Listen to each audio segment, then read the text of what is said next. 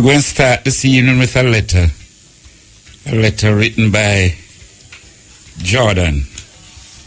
Yeah, man. Jordan Anderson.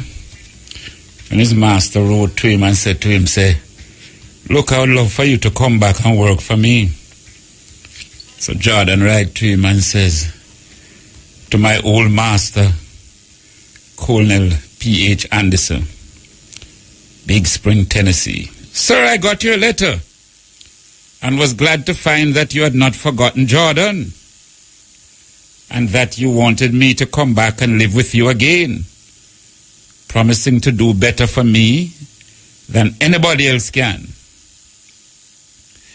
I have often felt uneasy about you. I thought the Yankees would have hung you long before this for harboring Rebs that they found at your house. I suppose they never heard about your going to Colonel Martin's to kill the Union soldier that was left by his company in their stable. Although you shot at me twice before I left you, I did not want to hear of your being hurt, and I'm glad you're still living. It would do me good to go back to the dear old home again and see Miss Mary and Miss Martha and Alan and Esther, Green and Lee. Give my love to them all and tell them I hope we will meet in the better world, if not in this. I would have gone back to see you all when I was working in Nashville Hospital, but one of the neighbors told me that Henry intended to shoot me if ever he got a chance. I want to know particularly what the good chance is you propose to give me. I'm doing tolerably well here. I get $25 a month with victuals and clothing, have a comfortable home for Mandy. The folks actually call her Mistress Anderson. And the children, Millie, Jane, and Grundy, go to school and are learning well. We are kindly treated. Sometimes we overhear others saying, them colored people were slaves down in Tennessee. The children feel hurt when they hear such remarks, but I tell them it was no disgrace in Tennessee to belong to Colonel Anderson. Many darkies would have been proud, as I used to be, to call you master. Now, if you will write and say what wages you will give me, I will be better able to decide whether it would be to my advantage to move back again. As to my freedom, which you say I can have, there's nothing to be gained on that score, as I got my free papers in 1864 from the Provost Marshal General of the Department of Nashville.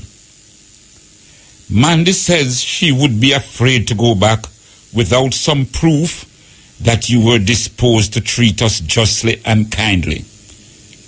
And we have concluded to test your sincerity by asking you to send us our wages for the time we served you.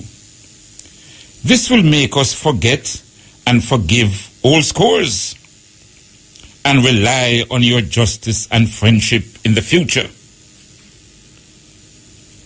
I served you faithfully for 32 years and Mandy for 20 years. At $25 a month for me and $2 a week for Mandy, our earnings would amount to $11,680. Add to this the interest for the time our wages have been kept back, and deduct what you paid for our clothing, and 3 doctors' visits to me, and pulling a tooth for Mandy, and the balance will show what we are in justice entitled to. please send the money by Adams Express in care of V. Winters, Esquire, Dayton, Ohio. If you fail to pay us for faithful labors in the past, we can have little faith in your promises in the future. We trust the good Maker has opened your eyes to the wrongs which you and your fathers have done to me and my fathers in making us toil for you for generations without recompense. Surely there will be a day of reckoning for those who defraud the laborer of his hire. In answering this letter, please state if there would be any safety for my Millie and Jane, who are grown up and both good-looking girls. You know how it is. You know how it was with poor Matilda and Catherine. I would rather stay here and starve and die, if it come to that, than have my girls brought to shame by the violence and wickedness of their young masters. You will also please state if there has been any schools open for the colored children in your neighborhood. The great desire of my life now is to give my children an education and have them form virtuous habits. Say howdy to George Carter and thank him for taking the pistol from you when you were shooting at me. From your old servant, Jordan Anderson.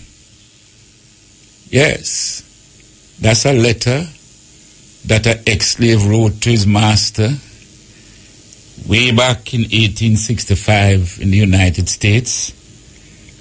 And I'm certain most of you will agree with me. That is a profound claim for reparations then. Huh? Jordan Anderson stating his case quite clearly and eloquently. Think about it. Yeah, man. Brother Miguel here, sitting in for Muta on the cutting edge. I understand he's gone all the way up to Norway, one of the Scandinavian countries. I think them time of the year, them place are well cool, well cool, and so on. But it's a very literate country. Yeah, man. On the bus, on the train, every movements, you always see them read a book. Norway, Sweden, them places. Yes. Big country with relatively small population, so I know Muta will find it very interesting up there. So I'm going to go and hold the fort until him come forward. Nice. So the cutting edge. Make us see how we can put together, keep it interesting for tonight. So we're going to have some reasoning. There are lots of things to reason about, The situation in Haiti and the treatment of the Haitians is a topic that we just cannot. We can't leave it out and we can't ignore it. Almost every day is something, It's like them keep saying, we're going to punish Haiti for 1804. We're going to punish Haiti for being the first black republic. We're going to punish Dessalines and him descendants for declaring a black republic and send out news and messages and tell any black man who reach Haiti, once you reach Haiti, you become a free man. You can imagine? Way back in 1804. So every day them concoct something to punish the people of Haiti. Now, you remember when there was a cholera outbreak, the cholera killed a whole heap of brothers and sisters in Haiti, For those who don't know or don't remember, there was the earthquake. And a whole heap of people from all over the world going to Haiti and say, them a help out, them a help out, them a help out.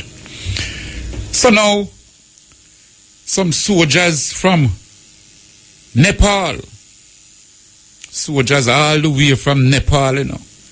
Now, you know that you have to start look on your map now to see which part Nepal there. We over north of India. We up like you go up to the Himalayas, you know. That's where Nepal there, you know. And some soldiers from up there come to Haiti, so they help out. The man them bring their diseases with them. They brought cholera with them. Now, and they also brought uncleanliness with them. Because for cholera to spread, brothers and sisters, it's your feces which you pass out that enters the rivers, enter the waterways. The people at Haiti, it come down the river. Them use the water now for all sort of things, washing, drinking, cooking, all sort of things. And the cholera spreads. When it first came out and the people them said, look, it's these people bring it. Everybody deny it. Nepal deny it. United Nations deny it. Everybody said, no man. I want people, the earthquake unearthed some old tombs that probably had cholera. So don't blame others. It's full of cholera. Well, it so happens now that some lawyers, both in the States and in Haiti, put a case together and has brought legal action against the United Nations, because these persons, these workers and soldiers and so, they came under the auspices of the United Nations. So they have brought legal action against the United Nations. Now again, there will be some people who say, what kind of fool thing that? You can't sue the United Nations. Because the reason being that they enjoy certain diplomatic immunity. It's a reality. You really can't sue the United Nations because they enjoy certain level of immunity. A man traveling with a UN passport and so, when he come through your airport, come through, you can't go search him bag in a brethren. No. You can't go dig up him thing and take off him shoes and a look and all them things in. No. He enjoys certain immunity once you're coming under the auspices of the United Nations. So now, so some people might say, then if them have diplomatic immunity, why sue them? But lawyers them have put together because they feel, and the people of Haiti feel, that as a matter of principle, the United Nations should settle this matter out of court. So they have brought action to pressure the United Nations to sensitize our people, the public, the world at large, because at first they were denying that any soldier brought any cholera. Well, now it is overwhelmingly proven that it's them bring the cholera, because it's a particular strain of cholera. You don't find it over this part of the world, none at all. It come all the way from yonder. So now them have to admit, say yes, it's the soldiers them bring it for true. So, we're going to talk to Sister Martha Desume. We're going to talk to Martha. You know, Martha is our expert on Haiti. She herself born in Haiti, live in Haiti, now in Jamaica. And we're going to talk to Martha because she can give us a clearer picture on this situation and so on. And we're going to open the phone lines to hear your views on this situation, because something have to be done. You can't just bring your disease and let go upon people and then we hear say, you know, diplomatic immunity and all of that. Then no, we do haven't solved that problem yet, you know. Almost 1 million people died in Haiti, over 800,000 died from the cholera alone, you know. We now talk the earthquake and the different thing and the famine and the this and the you know, rain and the mud city where them create and tent city. We never talk that, oh, you know. We never even solved that yet. Bam! And again, I implore you all to look at your map. You must remember, you know, history and geography go together. You cannot understand history without understanding geography. When you hear of places and names and dates and so, you must be able to place those names on the map. And you get a different perspective altogether. Now, remember that little landmass there was called Hispaniola. This brother Columbus and them come and says, Hispaniola. And you have two countries now, side and side, beside each other on that landmass. So you have the Dominican Republic on one side, and you have Haiti on the other side. Now, over the years, a lot of Haitians go over to Dominican Republic, especially if you go cut cane, sugar cane. The man have some big estates over Dominican Republic. So let me always want, and hear the thing now, because racism coming at this thing too, you know.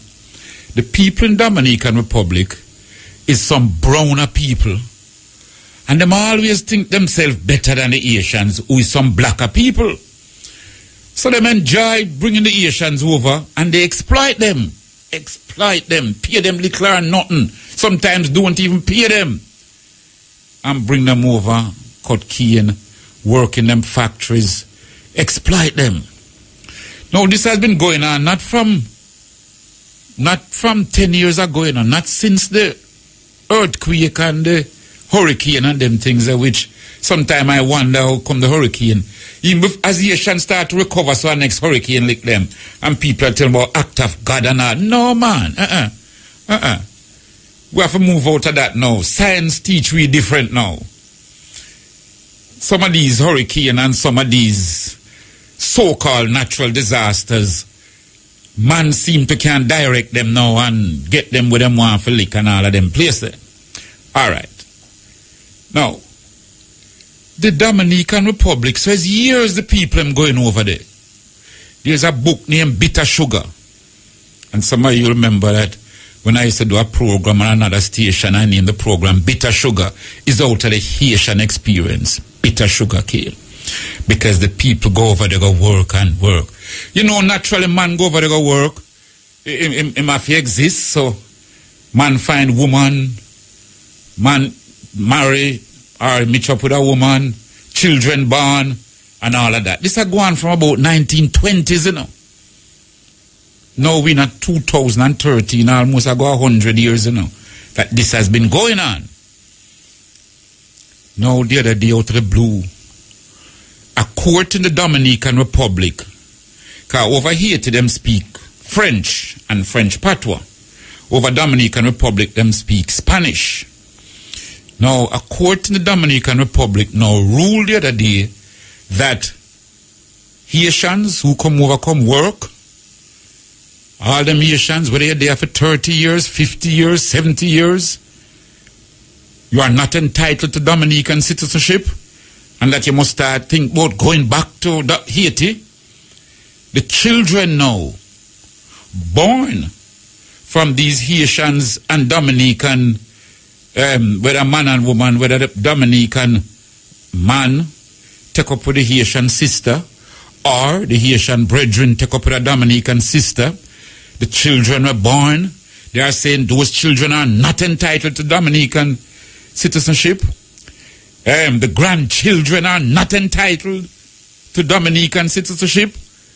No, brethren and sistren, we're going, like I said, we're going to want views and reasoning, you know. Because if this is not racism at its heights, what is? But you notice our government can't talk too loud, you know. No, our government can't talk too loud.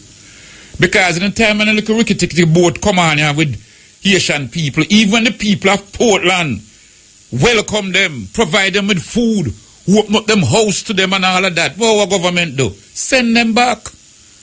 I remember once I wrote PJ Patterson about it. I said, look, we in Jamaica owe a debt to the people of Haiti, you know. And if some of you want to understand what I mean, the people of Haiti help us in our struggles here.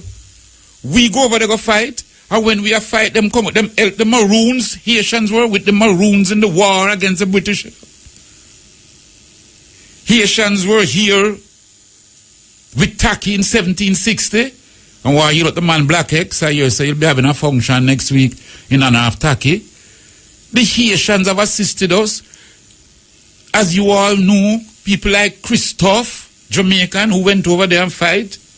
Not to mention Bookman, who was one of the architects of the revolution over there. So we have had that vibration. So I remember years ago, man, I wrote to PJ Patterson and said, hold on, we can't treat the Haitians them like that. If them come, make us say, you know, how we can work it out. Many of them are skilled people, hard workers. Well, I have the letter put up, laminate and put up in my office. A PJ answer back now and say, yes, I share your sentiments, but if we start, the floodgate is going to open. And when the floodgate open, we wouldn't be able to keep up with the amount of Haitians that come and all the things himself. So that the gist of him thing was that time was Prime Minister was that if we go start welcome them, then every day boats going come and so on. Which I don't think so. I don't think every day a boat will come. More boats will come, yes, because the people them feel say them will be welcome and them have it hard over there. Them going come. So I start off that way tonight. We went to talk to Sister Martha and I want to open the phone lines and we'll reason about this area. Because like I said, here it is, a case brought against United Nations. We're hoping that public opinion and world pressure will call the UN to behave in a more noble manner and settle that matter out of court. And like I said, no, that issue don't even solve yet. And now we have another issue where they want to disenfranchise all Haitians in the Dominican Republic. Yeah, man. Brother Miguel here. Take a break, soon come forward. Sister Martha? Good night. How are you? I am blessed. I am blessed. And how are you? I am fine, thank you. Give thanks. Give thanks. Now, Sister Martha, we don't want to say we have flag a horse will get so much beaten already. You understand what I mean? Pardon? No. We bring you on because we want to reason with the Haitian situation, you know? Oh, yes. And I started out with two main areas. One, the lawsuit which has been filed against the United Nations regarding the spread of cholera in Haiti. Yes. And like I pointed out to my listeners, you really can't sue the United Nations because they enjoy certain diplomatic immunity. Yes. And, but the lawyers there in Haiti, so as to bring international pressure on the United Nations, and at least so far they have now admitted that the cholera really was brought in by these soldiers and these people from Nepal, and so on. So we have that issue on the table. Yes. Now we haven't solved that one yet. Then now we have the Dominican Republic, you know, a country which has caused lots of problems for Haiti. Yes. Lots of problems. There was a time when the rich and famous, whenever them robbed the wealth of Haiti, them used to run to the Dominican Republic. Yes. And they would put them up. And when they were overthrowing legitimate leaders in Haiti, most of the guns that the West flooded Haiti with, as we now have the facts, came through the Dominican Republic. You know? Exactly. Even some of those guns will end up in Jamaica. You know, they came through the Dominican Republic into Haiti to destabilize Haiti. Exactly. But now we have the Dominican Republic saying that they are taking away the citizenship of Even children born in the Dominican Republic, where even one of their parents is a Haitian. No, they're going even further than that. Yes. Yes. They have gone, I mean, the situation is so unimaginably outrageous, right? It's just unspeakable. There has been a terrible history between Haiti and the Dominican Republic forever, since the beginning of the history of these two countries. Yes. We'll go back to the history in a minute. But the latest outrage is that they have now, the Constitutional Court has passed a new law. That's the Constitutional Court in Dominican Republic. The Constitutional Court in the Dominican Republic. Yes. Has just passed a new law going back to 1959, whereby they're saying, because this in 1929 the Dominican Constitution, the Carta Magna, had originally stated that the conditions for Dominican nationality were that all people born on Dominican soil could get a Dominican nationality, except for foreign ambassadors who were there, temporarily, and people in transit. So what they have done now, they have gone back to 1929 to say that the case came up because they have been abusing Haitian migrants for decades. Yeah. The thing is that it is the Dominican Republic which originally sought out these migrants to work in their cane fields.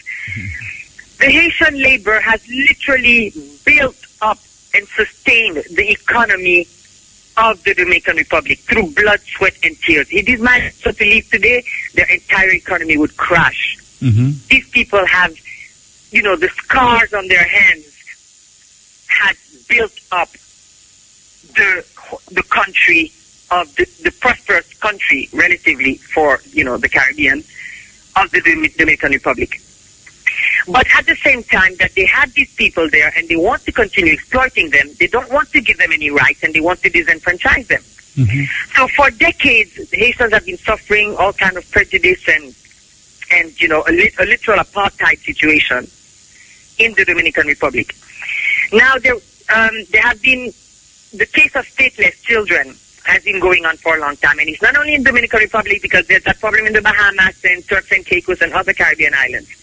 But the case of the Dominican Republic is more egregious because of the fact that there are about 750,000 Haitians, okay, and 250,000 of them, about 210 to 250,000, are Dominicans who were born in the Dominican Republic, whose parents and grandparents were born in the Dominican Republic. They never set foot in Haiti.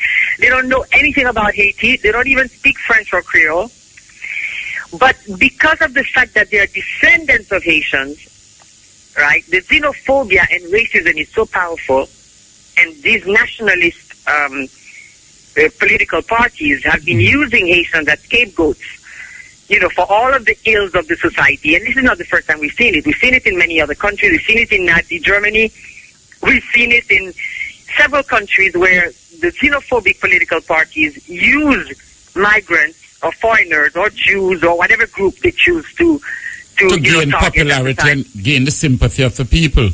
Exactly. To blame and for their shortcomings and whatever it is they're not accomplishing, they try to blame the foreigners and the migrants and whatever ethnic group, gypsies or Jews or whoever it is they're going to target at that point. We recently had it in South Africa. In South Africa. Yes, where they murdered Zimbabweans, Mozambicans, and so on, yes. So these Dominican nationalist parties have been using Haitians as scapegoats. And so now they have, there was a case of a young Haitian woman, Juliana Kier, who couldn't get her, she was born in Dominican Republic, her parents were born in Dominican Republic, she had a birth certificate registering her as a Dominican citizen, but at the age of 18, you're supposed to get your identity papers, which you need for everything. You need it to vote, you need it, to go to school, you need it for to go to college, for medical care, for insurance, everything. And she tried to get her ID papers, and she was denied. Not only was she denied, but a few years later, they came back and confiscated her birth certificate paper that she had already. They took away what she did have. So she was repeat her name for all of us again. Juliana Pierre. Yes. So she now didn't have any identification papers for herself or for any of her 4 children. So she took the case to court. The court not only ruled against her, right? The court ruled against her. She took the case to the Constitutional Court. The Constitutional Court not only upheld the ruling, but they latched on to the ruling now to extrapolate, to say that all Dominicans, they expanded the ruling going back to 1929. Yes. Okay, are now stripped of their Dominican nationality or citizenship. So that means that if they had a great-great-great-grandfather who is, now 84 years old, who was born in 1929 in the Dominican Republic and is 84 years old, who would be considered illegal, right? Yes. Therefore, all of the descendants, citizenship registration of all the descendants of that original ancestor who was considered illegal, that means that all the registration of his children and great-grandchildren and great-great-grandchildren born today in 2013 is considered illegal. Can you imagine? Yes. You get the feeling that about 250,000 people who are Dominicans who don't know anything about Haiti, but they just happen to have Haitian blood, an ancestor or Haitian ascendancy, descendants. And so it's a very, very tragic and just unspeakable situation. Brutal, man. Brutal. Because you get the feeling that there are some other powers behind all of this, Sister Martha. People don't just pick things out of the blue, sir. No, what do you mean, other powers? That continuous, deliberate attempt to hurt Haitians, destabilize Haitians, set back the country. In other words, you always get the feeling that Haiti has to be constantly punished. Well, that was the original mandate from the beginning of Haiti's history, when Haiti got its independence. Yes. And that the colonial powers realized that the existence of a free black state threatened the entire colonial enslaved system on which their economies depended. Yes. Just the fact that you could have a successful slave rebellion and that the slaves would have taken over the country and they were now free and sovereign and ruling themselves, thereby destroying the notion, the falsehood, the fallacy that black people could not govern themselves and could not be autonomous. That alone shook the very foundation of the entire colonial system and of slavery, on which the economy of the United States and the entire hemisphere and Europe depended. Absolutely. And they could not allow that to exist. And defeated 3 European armies. Exactly. Britain, not only 3 European armies, the 3 most powerful armies in the world. Yes. Napoleon's army, which was conquering the whole of Europe at the time. Yes. The British and the Spanish. Yes. Right? It's like Jamaica going to war with Britain and the United States and Germany. China and Germany. All at once. And beat them. And conquering them, you know what I'm saying? Yes. Unheard of. Yeah, yeah. Now, on top of that, whereas the Maroons, in order for the British to leave them alone, made a pact with the British to return the runaway slaves, the Haitians wrote in their constitution, their first 1805 constitution, that any black person who managed to find their way to Haiti and set foot on Haitian soil would not only be automatically free, but will automatically become a Haitian citizen. So the colonial powers realized that through that crack, through that breach, the entire colonial system would collapse. Definitely. Antiguans, Anquillans, Barbadian, Martinicans, people were just, yes. Expect anywhere in the hemisphere that a black man could run away and be free. Yes. The entire system would crash to that breach. Yes. And on top of that, Haiti financed Bolivar. Because Bolivar was thrown out of South America, he landed on the shores of Haiti half dead. The Haitian nursed him back to health, gave him money, weapons, printing presses, volunteers, boats, to go and conquer the Spanish and defeat the Spanish and liberate South America, thanks to the Haitians.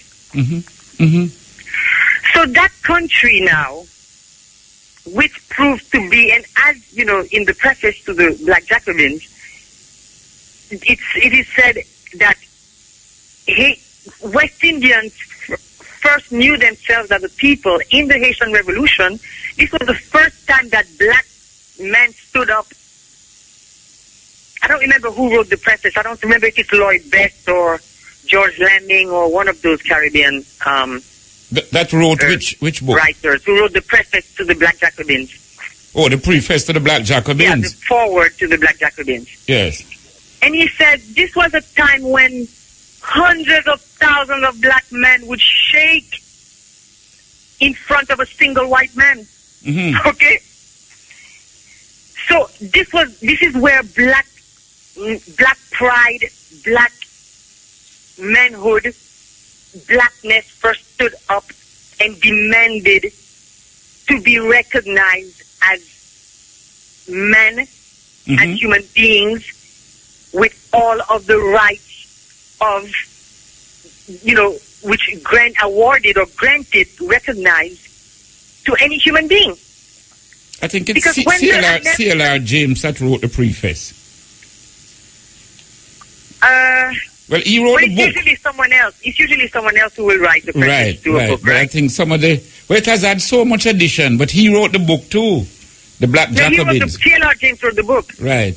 But I was trying to remember who it was. That wrote the preface. It was in the there, or if it was...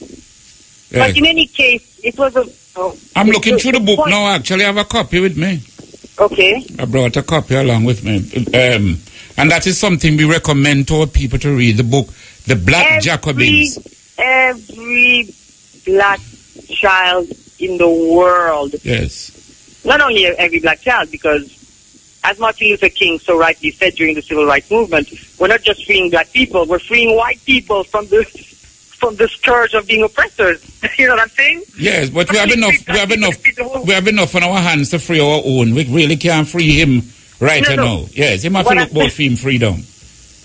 Yes. What I'm saying is that when you free people, being an oppressor really is a scourge against your own soul as a human being. I hear that argument, but like I said, we have enough problem trying to free our own, because we have some stubborn and some house slaves that don't want to give up a little privileges here and there. So, with so much must be mandatory reading in every school. Yes, The Black Jacobins by C.L.R. James. Absolutely necessary as a reader. We must encourage Sister Andrea to make it part of the Running African book club to read it one at a time. It's a fascinating book. Absolutely. Now, Sister Martha, thanks a lot for giving us that history to let our people get it in perspective. the way forward now, we don't want to just feel powerless and talk about it. And so what can we do now to let the Dominican Republic know that as a result of these rulings by the Constitutional Court and this type of behavior, the country ought to be isolated? Definitely. I mean, Ras Gonzalez wrote a very powerful letter to the Dominican president. Yes. Saying that he's completely appalled by the ruling, which violates it's an affront to every norm of civilized society and violates all of the treaties that they have signed, because they are signatories to the treaties on the reduction of statelessness, which says that all countries must, grant citizenship to people who are countries which are signatories. Yes. To this treaty. The treaty to reduce statelessness must grant citizenship to all people born on their soil. But not only that, the children of those people, besides the law of jus solis, we said that people born on their soil are automatically get that citizenship. Mm-hmm. But the law of jus sanguinis means that if their parents were born on that soil, the children also get that citizenship yes. through their parents and through the fact that they were born in that country. Right? Yes. So, Ras Gonzalez, I'm very happy to see, has written a very powerful letter. And what needs to be done, you're asking what needs to be done. Yes, what can we do? Persons listening now and boiling up on one, Jay, people stay at least for a couple of days. They will want to do something. What can be done? This is what Ras Gonzalez has said. Surely the ruling by the court is unacceptable in any civilized community. It is subversive of your country's international human rights obligations as enshrined in several international and hemispheric conventions and treaties to which it is a state party. Mm-hmm. The ruling is widely interpreted internationally as being grounded in jaundice, anti-Haitian, or even racist mindset, given the fact that most of the persons deprived of their citizenship by birth are black. Yes. Right? It is thus incumbent on the government and the people of the Dominican Republic to stand askance from the court's decision and set about promptly and practically to make the requisite corrective in accordance with your international obligations. The Dominican Republic is part of the OAS, the Organization of American States. They are. Yes. And they're part also of the, actually the Inter-American Court on Human Rights has already ruled several times against DR in such cases. Mm-hmm. In cases of discrimination Haitian and so on, yes. And discrimination against Haitians and Haitians who were,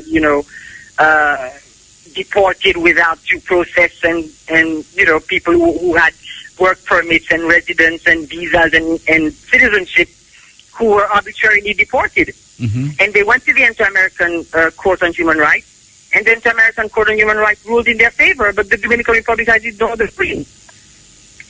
So since the Dominican Republic is so keen on joining CARICOM, the most powerful tool that we have is to isolate them, yes, boycott them, and ensure that they are not granted, entry into CARICOM, yes, until they comply with international law, of civilized society. Yes. Because not only that, what makes this whole matter all the more egregious and heinous is the fact that the Dominican Republic's entire economy not only rests on the labor of these Haitians, but Haiti is their second biggest market. They export billions of dollars to Haiti. If Haiti closed its market to the Dominican Republic, their economy would crash tomorrow. Mm-hmm. That is what is so heinous. And so, what we are suffering from, Brother Miguel, Yes. is simply and purely poverty. Mm-hmm.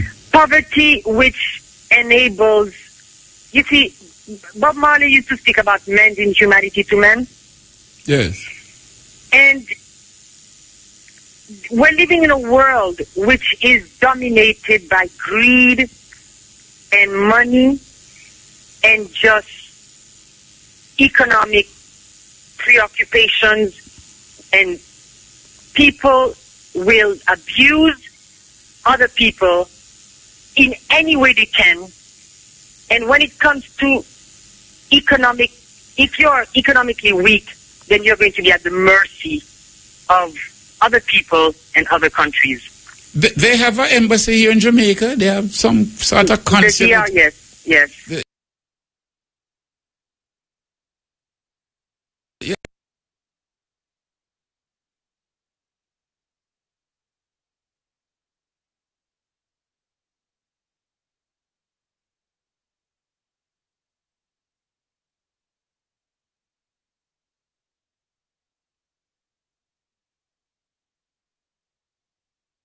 Website, Okay. the 1804 Carried Voices, Yes. For people to sign up on. Yes. And you see, the reason I was talking about poverty is because I want to bring this argument around to the whole reparations issue. Yes. You see, the whole point of the fact that Haiti was isolated and that its economy was decimated by these European powers because they realized that they could not conquer Haiti on the battlefield. So what they had to do is to destroy Haiti economically because of the bad example that Haiti was to the other enslaved peoples and countries. So, as you know, France, and now there's an international movement for reparations for slavery, but the only country in the world that's ever paid reparations is Haiti. So the country which most deserved to receive reparations paid France. And this started the decimation of the Haitian economy because it took them 140 years to pay it off. And that was the objective, was to strangle the economy of a fledgling infant nation, bleed it to death. Yes. I think the last payment was made in 1950 something. Pardon? The last payment was as recent as 1950s. 1947. In 1825. Yes. Because Haiti got its independence in 1804. Yes. And what they did is that they put an embargo on Haiti, just like they've done for Cuba. They put an embargo on Haiti, which cut off commerce and trade with Haiti. In order, because they refused to accept, both the U.S. and the European powers would not accept the Free Republic to thrive or survive. So they ensured that they cut off Haiti commercially. And then now, what they did is that they held the Haitians to ransom, and France decided now to extort the Haitians by claiming that they had to compensate the planters who were claiming compensation for the right that they had lost of exploiting human beings. Okay, they had to be compensated for that. So after a century of exploiting Haiti, and the exploitation of which, as you know, Haiti was the pearl of the Antilles, yes, which was the richest colony ever known to man. That wealth built up the magnificence of France. But they were not satisfied with that. They now had to punish the Haitians for withdrawing from them the right to continue exploiting human beings.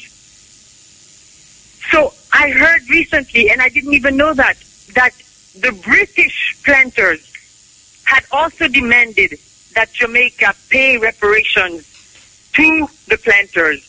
And the British government bailed out the slaves and paid the planters themselves. Whereas the French government now didn't do that. They came to now demand from Haiti that they should pay an indemnity to those planters.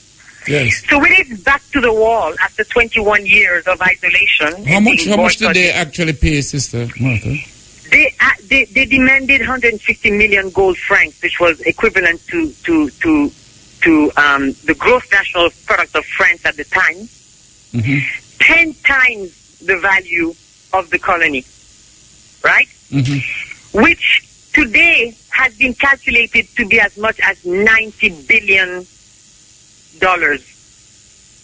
right? In today's currency. Now, and then Haiti had to borrow at usurious rates from the French banks again to be able to make those payments. And they spent 140 years up to 1947. Yes, to pay off this paying money. 80% of their gross national product going to servicing those loans. And so they achieved their objective, which was to destroy Haiti economically. And so it worked so well that became the blueprint for the international financial institutions, because they realized that, okay, we don't have to enslave them anymore with chains. We can just, the debt has become the new form of slavery. So the IMF and all these organizations, they realize that that's the way to really hold people in bondage. So make our people understand it now, Sister Martha, that even with the call for reparations, Haiti is in a peculiar position because, first of all, with Haiti, our first demand would be the return of this 150 million gold francs that Haiti was forced to pay to France. Well, so it was reduced to 90 million francs. 90 million gold francs, right. It still decimated the Haitian economy. Now, right. Because you know, they had so we do ever reach compensation that's the thing. for the unpaid wages and for the murders and the violence and so on. We do ever reach that yet, with Haiti. At least you must pay back with interest that money, because remember, even American warships surrounded Haiti, that if Haiti didn't pay, they would have kept bombing the country and blocking off the ports and blocking off trade and suffocating the country. The argument I'm making, Brother Miguel, is that Haiti should be used in this reparation movement as a template. Haiti should be used as the first. Haiti should be the central point of the reparation movement, because the case of Haiti invalidates any argument they could have against paying.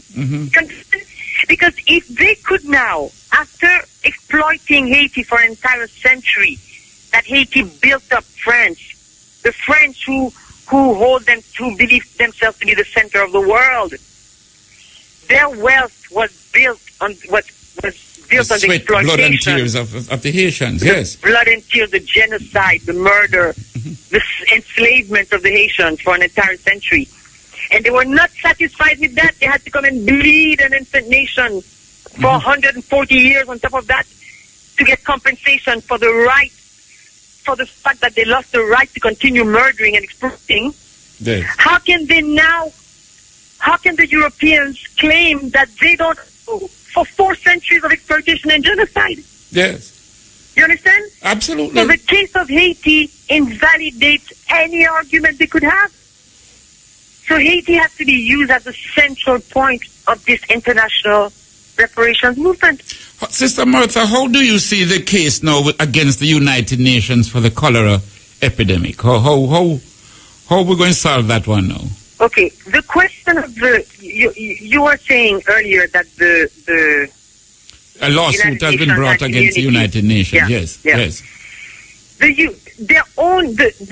UN dispatched a panel, a commission to investigate on the case, because French epidemiologists and the CDC, the Center for Disease Control in America, and whole heap of other scientists determined that it was the Nepalese forces of the Nepalese contingent of the UN forces which brought the cholera to Haiti. Right.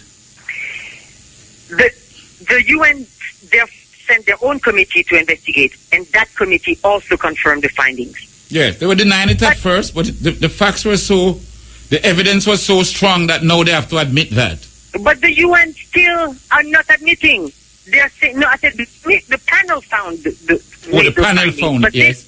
They themselves are still saying that, well, it's a confluence of forces, and believe it or not, they're blaming it on Haiti's poor sanitation. They're blaming the victim then. Yes. Okay? They're blaming the victim.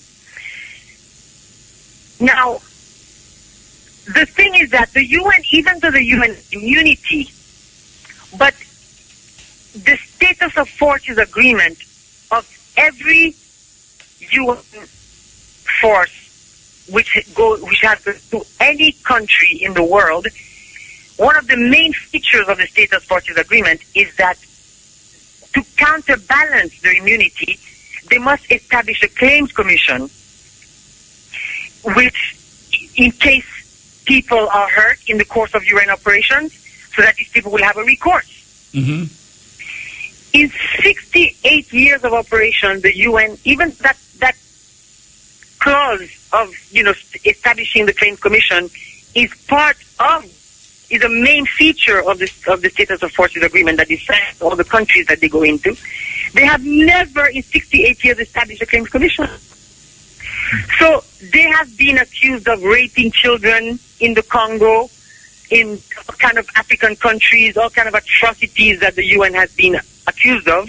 Mm-hmm. But no one has been able to claim against the immunity that they hide behind. Right? Spreading homosexuality? Yes, they've killed, they've raped children in Haiti. There was even a boy that was found murdered in a UN camp, and nothing has come of it. Mm-hmm. Because they're hiding behind the immunity. Yes. Now this latest calamity where they introduced the cholera epidemic in Haiti 10 months after the apocalyptic earthquake, yes. which was the greatest natural disaster in human history, where 300,000 people died in one house. Mm-hmm. 3 million people were affected. An entire country was traumatized. Mm-hmm. Imagine, after having such a strong earthquake, which was felt all over the hemisphere, yes, to have all these aftershocks that lasted for days, mm-hmm. hundreds of thousands, millions of people sleeping in the street, terrified. First of all, then nearly the whole of Port-au-Prince was destroyed. Mm-hmm. And then even the people whose houses were not destroyed were afraid of going inside. The people, literally hundreds of thousands of people living on the street. Because of the Up to aftershock, now, yes. we still have hundreds of thousands living in tents on the street, suffering from that earthquake from 3 years ago. All right, Sister Martha, hold tight a little. Don't leave. Because you have really put the thing in perspective. And I'm hoping that one or two persons might be doing some research to tell us where this Dominican Republic embassy is. How can we write to them and so on, whether email, hard copy letter or something, and so on. So please, when you call me, yes, tell us, because we just can't just leave it like that. These people have to understand that. Just like we say, you hurt one, you hurt all. Gonna take a break now, soon come forward. Born free and then by a stroke of the pen in a courthouse, people just become disenfranchised. Now, Sister Martha, glad that you could stay along and so on. So, we're going to be watching this very closely now with this United Nations, behavior and so on, because it will have far-reaching consequences for the United Nations integrity, as to their genuine sincerity. You understand? Yes. Because we already see how them behave. They are like a puppet of the United States. That's the reality. Yes. Because if the United States want the thing not to look too bad, them say, all right, UN, you go find the weapons of mass destruction. And even when the UN come back and say, but there's no weapons of mass destruction, them say, no, man, you never look good enough, man. We still going to war. If them want to find gas in Syria, and say, you're United Nations, you go find gas. You understand what I mean? And this is how the UN has been behaving. Exactly. And this is an opportunity for them now with regard to Haiti, because the demands, in my view, are very reasonable. what the people of Haiti, on behalf of whom the case has been brought, are very, very reasonable. Public apology. One of the core missions of the UN yes. is the containment of communicable diseases. You know what I'm saying? That's one yes. of their main core missions. To contain and abolish diseases, yes. Right. And they're spreading it. They're yes. spreading diseases. They don't even have the decency. In 3 years, mm-hmm. up to now, they haven't done anything major to eradicate. There has been no sign of any urgency yes. to eradicate this disease or to take the measures necessary.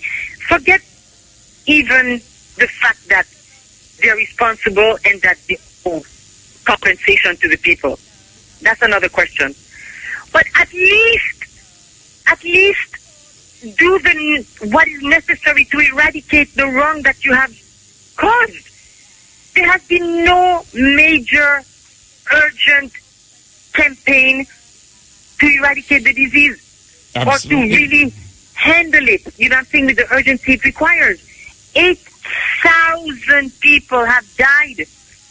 Right? Mm-hmm. 650,000 people have been infected. Can you imagine? And what we're asking for... That is like 10% of the population. Right. What we're asking for is that the UN itself, even without this, the UN should be there to help to treat the sick, provide clean water, correct the sanitation infrastructure, things of that nature the UN should have been doing in the first place, even before the spreading of this disease which they carried. This is exactly. So what we're asking now is that they establish a clean water infrastructure in Haiti. Yes. Which is the only way to eradicate the cholera.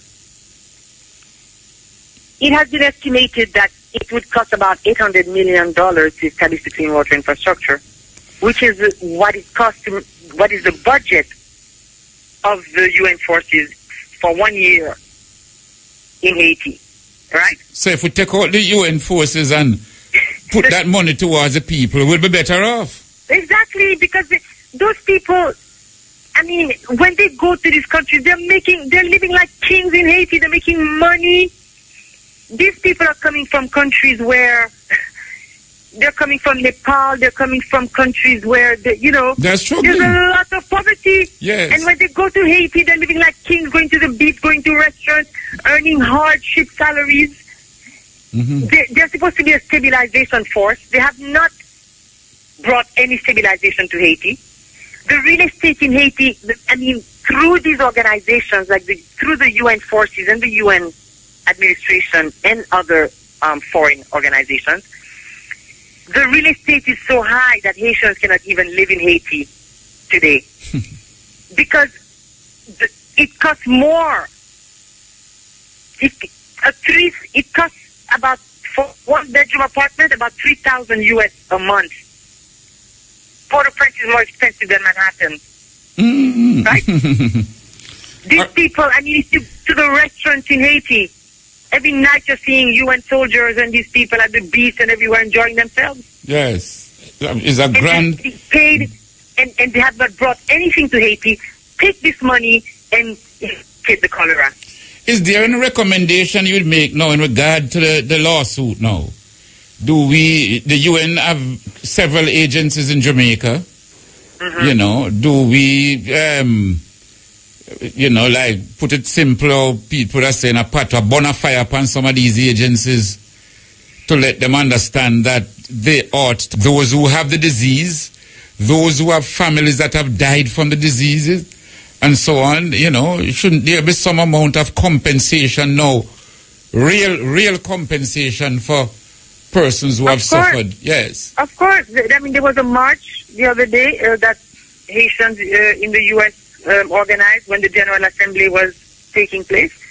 The UN, the yearly General Assembly. Yes. People marched in front and picketed and everything. Mm-hmm. Here in Jamaica, I guess, there are some UN offices, yes, agencies I don't know. Yes. We have to find a way to let them know that, yes, if it's even for make them know, say we're vexed. We're vexed, so we don't carry the cholera, go let go. And you see, what we also have to understand, you know, today for you, tomorrow for me. Exactly. In other words, if you get away with it in Haiti and let go the cholera and nothing happen, then what is there to stop you that you bring the same cholera? Probably it might be cholera, it might be some other disease or so, you know, that they will let go. It may not be Jamaica, it may be Trinidad, it might be Barbados. You see what I mean? Yes. But it's if we don't nip this thing in the bud, then it will spread, it will go. In fact, the cholera had spread because Venezuelans had caught it. Dominican Republic, there were cases of death in Dominican Republic. There were even cases of death in Florida as a result of the cholera in Haiti. So this thing had spread to affect people who had gone to Haiti and went back to their country. This is super bug into the Americas. You know what I'm saying? Yes. They took that perspective. Yes. They didn't just look at Haiti. Yes. They looked at the hemisphere. Yes, they brought it over to the hemisphere, yes. Because quite a number of other countries were affected, yes. But people, and as you say, because people are so... The bigger, you know, view of this is something that is being done to one of us. Yes. Your listeners know to do something. There are UN agencies here in Jamaica. We can write to them. We can let them know that the United Nations must settle these lawsuits, settle these claims being made on behalf of the Haitian people, the Haitian victims and so on, the relatives of those who have died, those who are still affected and are living as a result of the disease and so on. And of course the Dominican Republic. We'll have to find ways and means to get at them too. It's a very good idea. It's a very good idea if we could flood the Dominican Republic's embassy with letters and petitions, you know. Yes, to let them know that, you know, this 1920, yes. Steve Patterson has spoken out on it, and Ralph Gonzalez has written a very, very powerful letter. Yeah, well, Ralph is definitely taking by far the most progressive position in the Caribbean. Yes. Yes, by far, and we ought to strengthen him and so on. And we couldn't make you go without, as you had mentioned, reparations and all of that, that just when you have a president now who is putting down his foot, demanding some of the reparations, demanding back the value of the gold bars which Haiti was forced to pay to France and all of that, none other than Aristide, that we see how they moved him quite unceremoniously. Exactly. Yes. So that is why, you see, the point I was making is that they realize, they know that the way to keep you down is to decimate your economy. And this is what Haitian people are suffering from. It's just pure and simple. The fact that Haiti is weak, because if I had my druthers, I would take out, you know, all of these migrant workers to bring them back into Haiti and close the market of the Dominican goods, yes. That would collapse, that would crash their economy in 24 hours.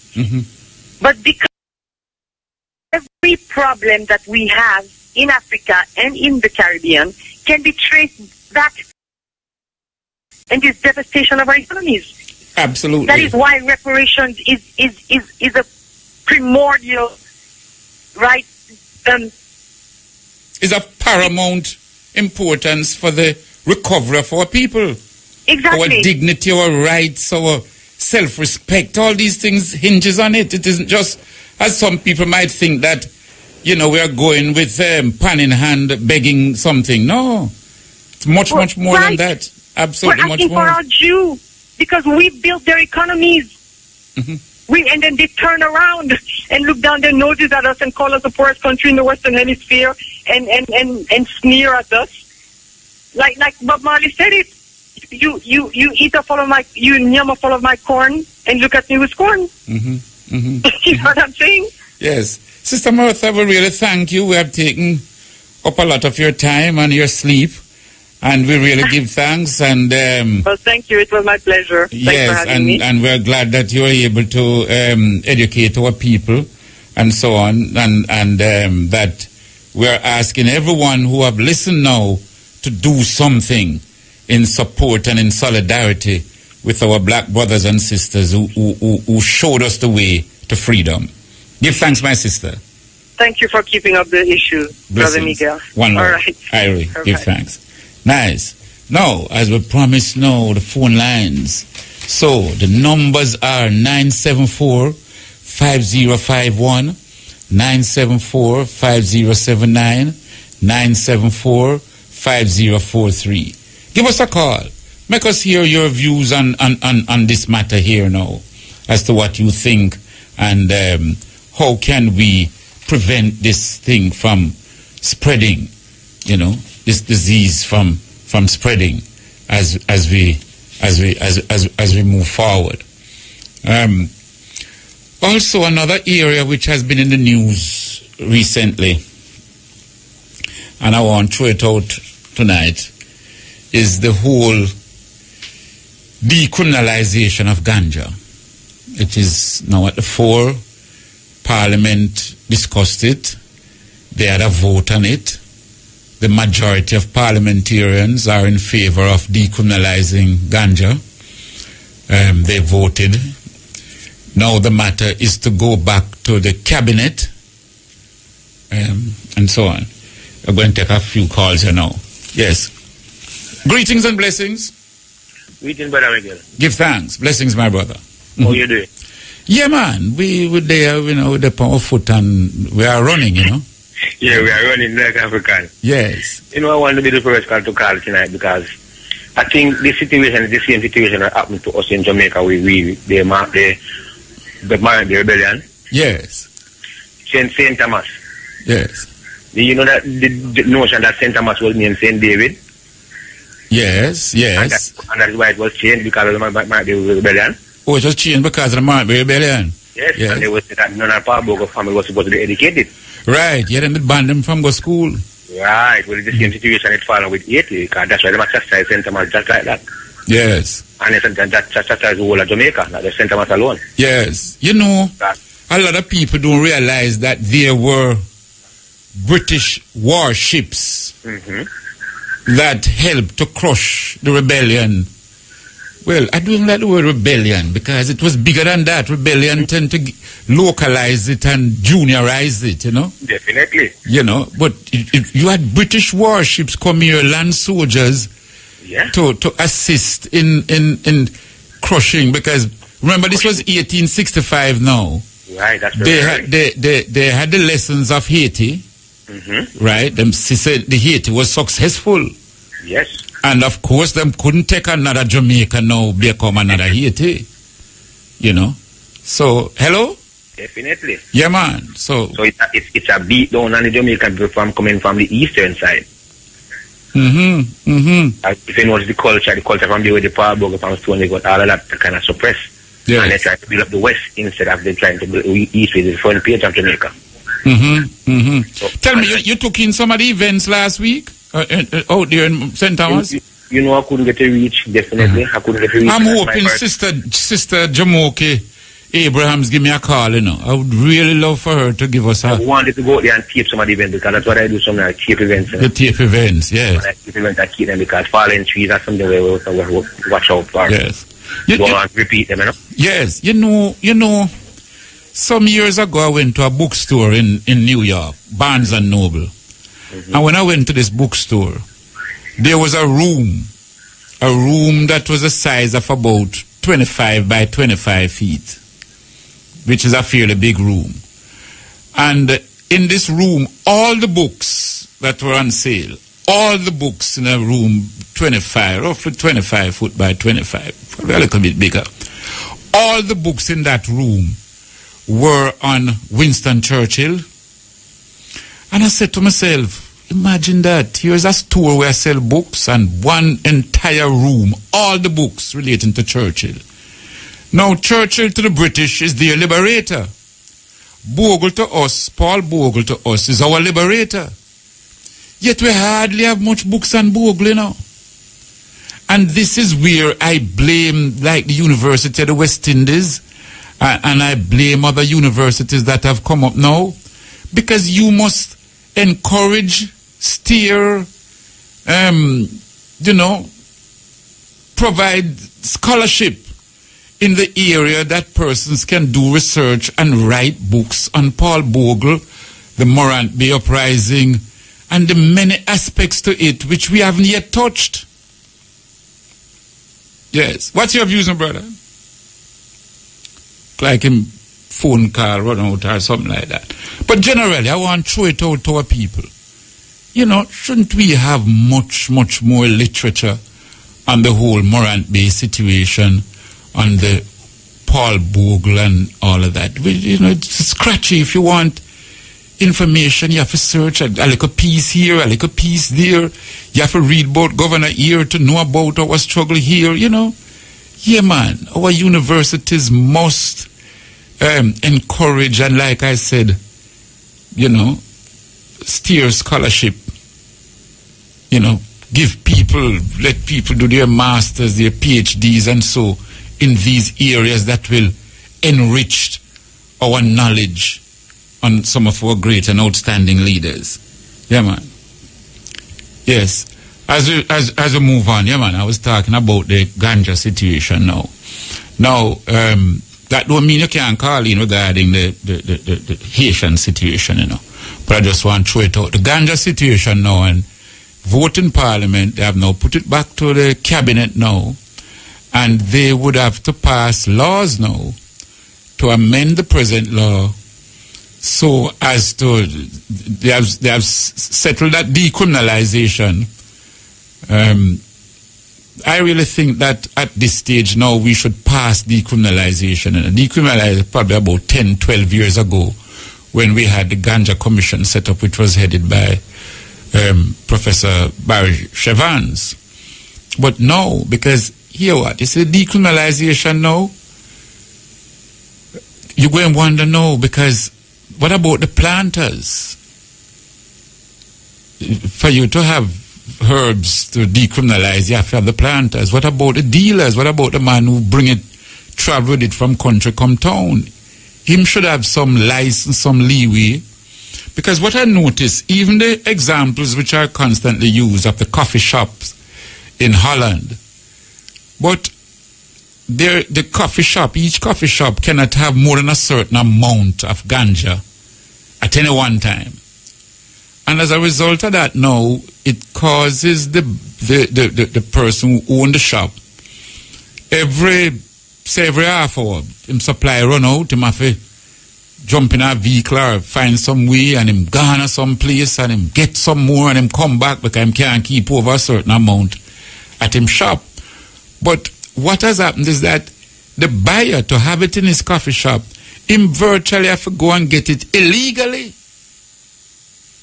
So him have to go mix with some planter, in some cases some dealer, to get it into his shop and so on. No, we don't want that situation in Jamaica where you say it's now decriminalized and in order to get it, you almost have to come do some fleeky business. No. And this is why we talk about legalizing. Legalize it, and so on. And therefore now bring the whole thing above board, and then we can amend the laws, we can pass laws that can regulate, control, and therefore make the thing much better. So again, I would ask our listeners, anyone want to call to give me an idea how we can, what are some of the things that you would like to see in the laws? Let us know. Yeah, man. As it says, 12 o'clock. Yes. So we're going to take a little break, soon come forward.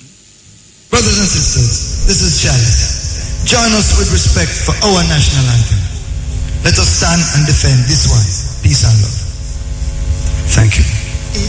Eternal Father, bless our land. Guide us with thy mighty hand. Keep us free from evil powers. Do our life through countless hours. To our leaders,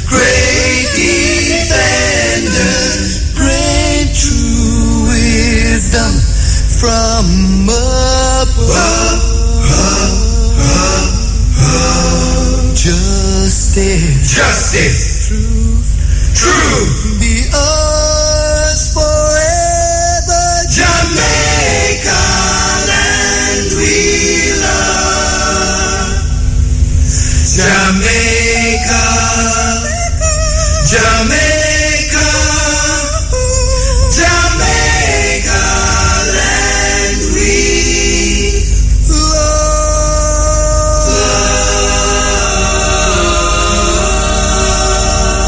Them a talk about recession.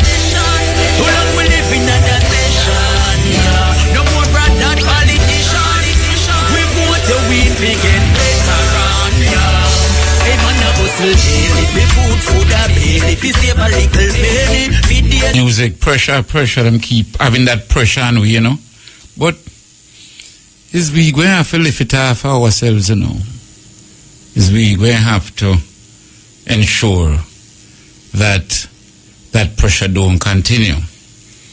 Now, recently, Jay here, and you know this weekend coming up is Heritage Week. For some reason or other, it don't build the vibes that would I like to say.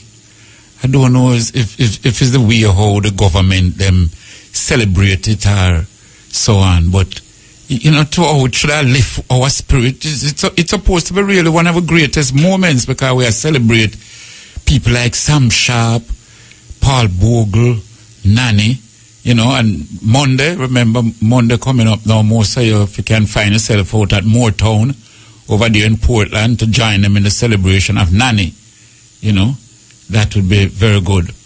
And, you know, but we have to try to find a way to make the heritage, I don't know if you call it heritage, but somewhere that we need to strengthen it up some more, you know, and give more history and link the history now with nowadays activity.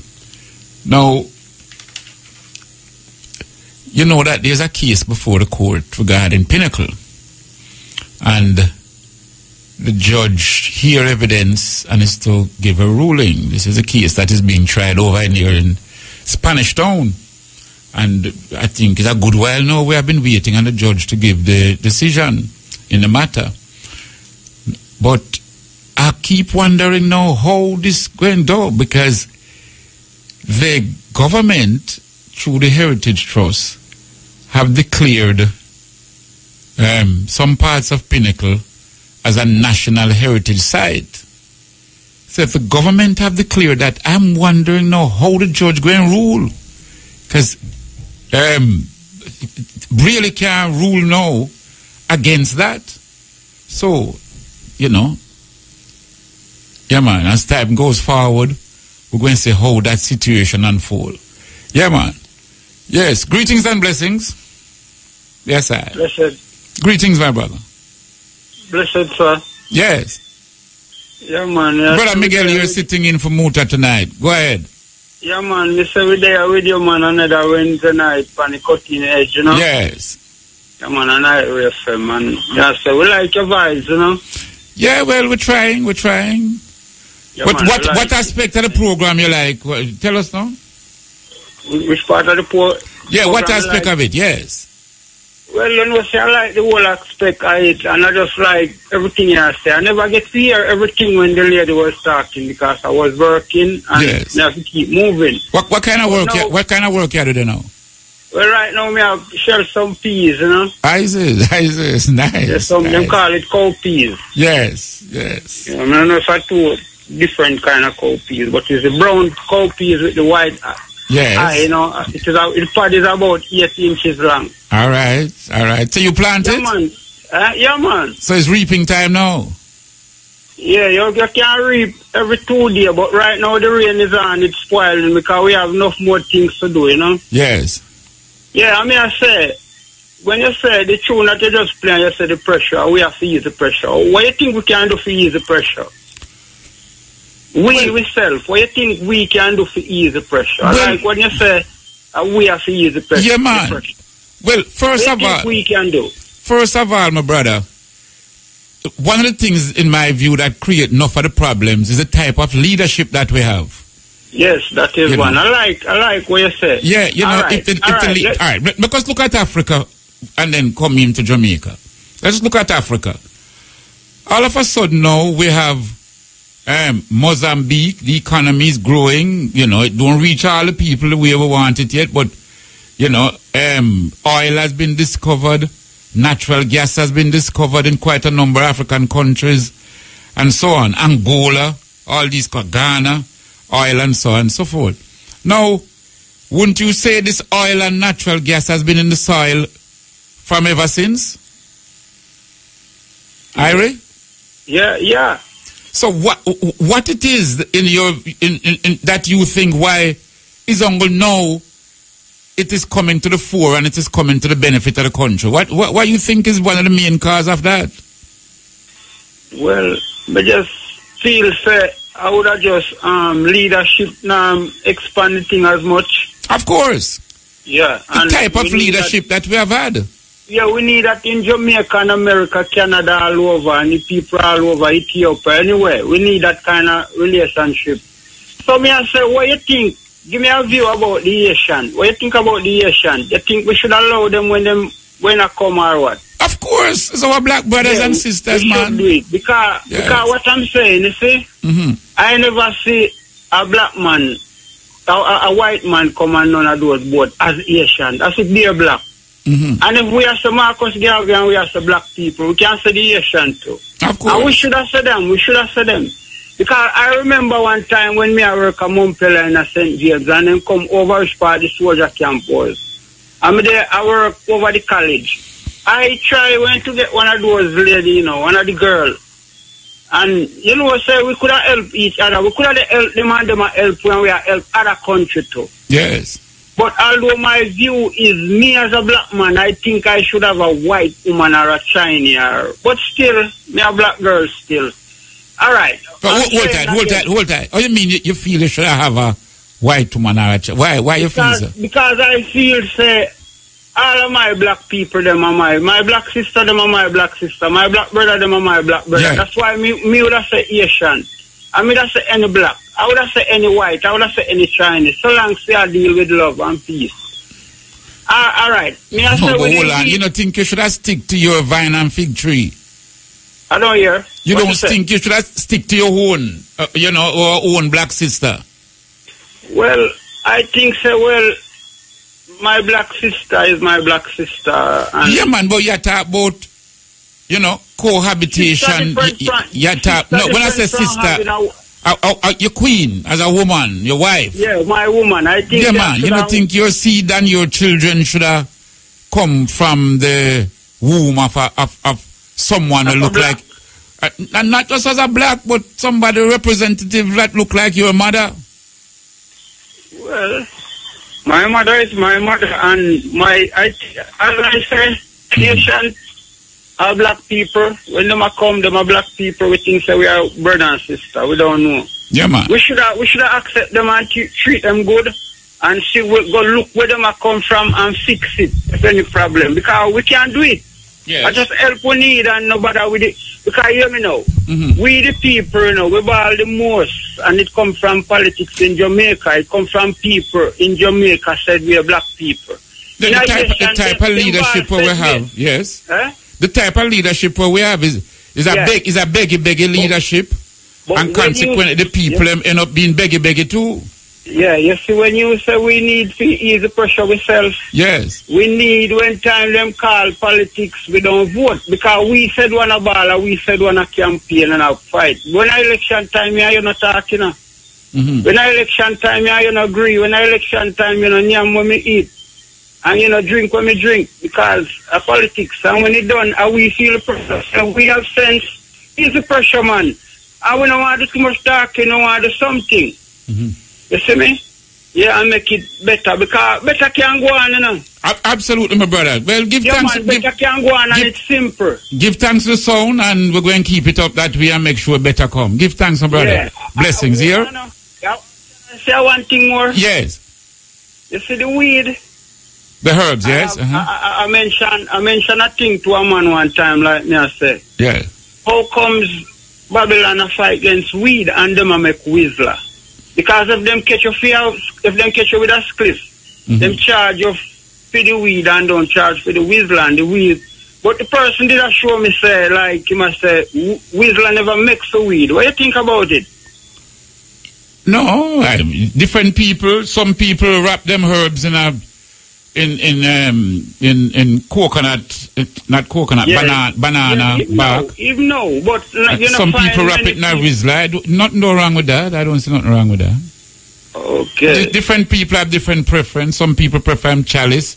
Some people prefer pipe. Different people have them preference, brother. Yeah. But what's your preference?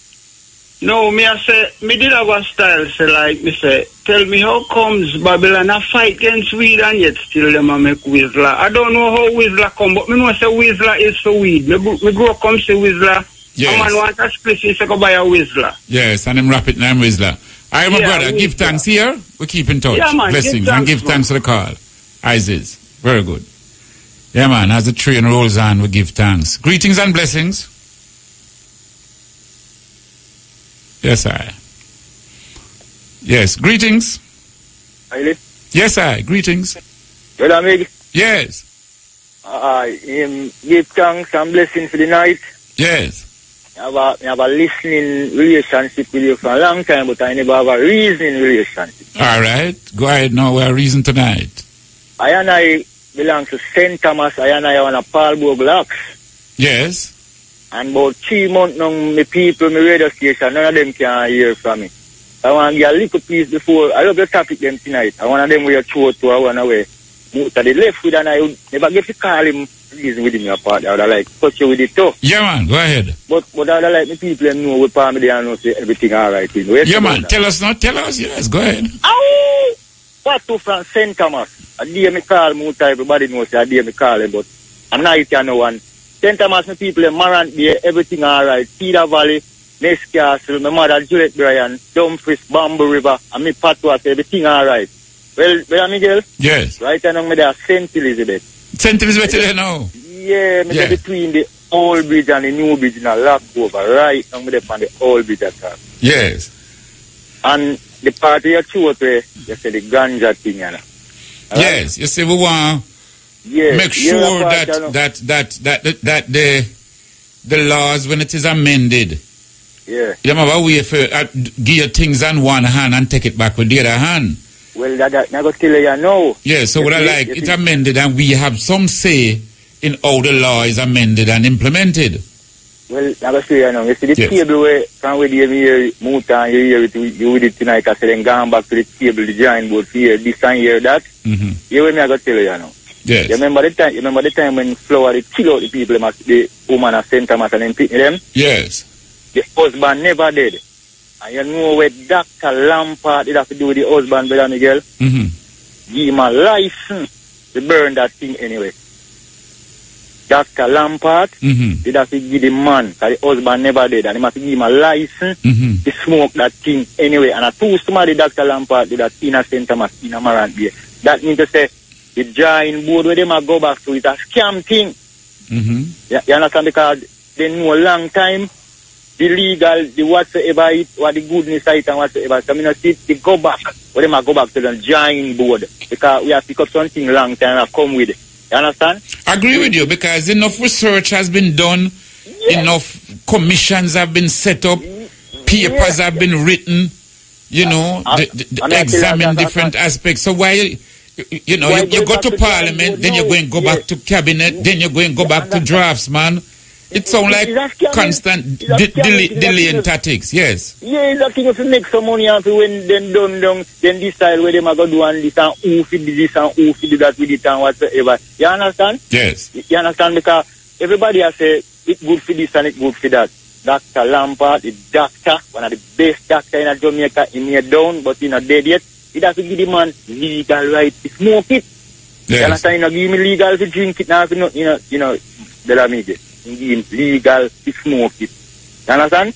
So the giant board, they might go to, you know, me no see where they might do, if they don't split the thing, they don't split the thing out, what they might do, I hear my brother. To the Asian thing, you know. Yes. Yes, go ahead, yes. You know, so that thing they go come on at Jamaica, you do. Which, what, when come on, the disease?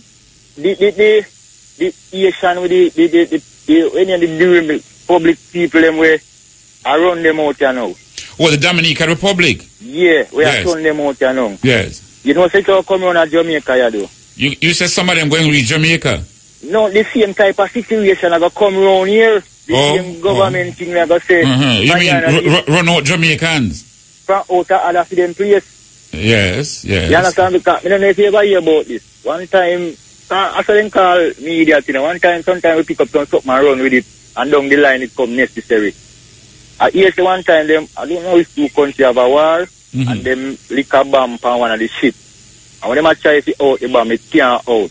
And when time it do out, and then check out the bomb, it was the coconut shell from St. Thomas and Portland. You ever hear of that? No, I've never heard of that. Yes, it's the coconut shell we make the bomb. It comes from between St. Thomas and Portland. But then sometimes we pick up something for a long time. So where that it fire? Which ship that it fire in? If me try to remember the two countries, that's one time you say, I know it's supposed to appear for the ship did have to appear for because it's a little country, the little big one. You understand? And two even bigger than him and whatever. And him supposed to have that a powerful bomb or whatever. You understand? But I'm going to try to remember. Yeah, man, and get some more information and make we know. That's what the program is for. You understand? Learn and develop. A long time, you know, you hear the advice. So, I give thanks, you know, big up St. Thomas again. Tell him to me the pot, you know. Yes. Drop the tea, me done St. Elizabeth, everything alright. Me think pop down, but me kind of good and me alright. Whole St. Thomas, and I big up myself. Alright, brother. Alright, my brother. Give thanks.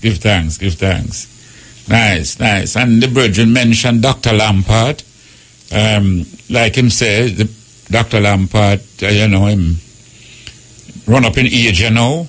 But he, over the years, consistently advocated for the use of ganja, especially from a medicinal point of view. And this is why when the law is being amended now, we want to see how, because, you know, prescription will have to be written, and the people get them prescription. Then they'll have to go to places now to fulfill that prescription to get ganja. Because, you know, doctors recommend it for nausea, vomiting, people who are doing chemotherapy and such the like, people who have certain diabetes and certain ailments, insomnia, those who can't sleep at night. So, you know, you have a variety of ailments for which it is well established that ganja can help to alleviate. So it will mean now that, like I said, more than likely doctors will write prescription. Then you'll probably have to go to the pharmacy to fulfill that prescription. That means the pharmacy will have to have license or permission to keep a certain amount of ganja there, so as people can come in and buy, even for medicinal purposes. So, you know, in our thinking, as we go along, in other words, the work, that because the vote in Parliament was strongly in favor of decriminalization, but certainly the work now continues, and we have to monitor it even closer now to ensure that when the law is amended, we don't think we get something on one hand and it creates even more problems on the other hand. Yes, greetings and blessings. Yes, greetings. Yes, I'm going to have to tune in a little quicker, people. Yes, greetings. Yes. Yes, greetings, good night. Yes, man, we enjoy the program tonight, man. You and the sister there. Yes, Sister Martha. Yeah, man. Yes. It's beautiful. You need to have you on a little program, you know. Yes. In time to come. Yeah. Where you calling from? Where you calling from?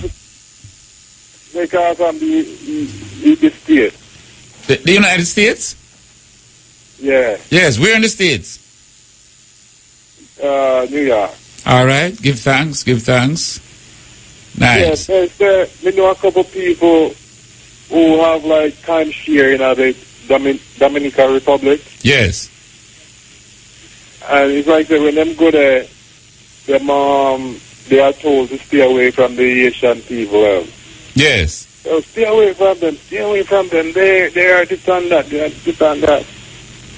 So it looks like that place that you have a lot of timeshare property where people just come in on vacation and sport and play. And, you know. So, it also draw my attention to what's taking place in Jamaica, you know, with how the craft people and kind of get shoved to the side, and you have a, what do you call it, all-inclusive thing going on. Oh, you mean at the hotels and all of that? So the man, the people, I mean, like Fern Gully and enough places where sell craft, hardly get any sales now. You can't live off it now. You don't get enough sales that you can guarantee of sending your children to school tomorrow. Yes. It's a whole strategy, and what them do now, they might bring in a little one man or a little one sister with a table and make it look like and allow she to sell some craft and some items. But then they carry the buses them now with the tourists. They go to certain people's shops. You know, yes, it's a whole deal and business and wheel and deal now, and so on. So, you know, people just can't live off of the craft anymore. Them can't sell enough wood carving, straw hats, straw bags, and so on. So, you know, yes, in other words, the behavior of the Dominican Republic isn't far removed from what is happening in Jamaica right now. Exactly, man. Yes. And as you mentioned, the craft. You were in Jamaica when we used to have Things Jamaican. Remember that place on Spanish Town Road where they named Things Jamaican? Oh yeah. Yes. Well, it's Things Jamaican. Them mash down and turn it into Horizon Adult Correctional Center. You know, Horizon Adult Remand Center. In other words, a place of beauty and creativity has now become a prison. So that is their mentality. Wow. Yes. Yeah. But like no move that push the food thing, you know. Yes. The man who just plant, you can't just stand around, so you got to plant something, you know. Yeah. Oh yes. Yeah, man. You must. Because like how the big people and then come in with them then just flood the market with them GMO things.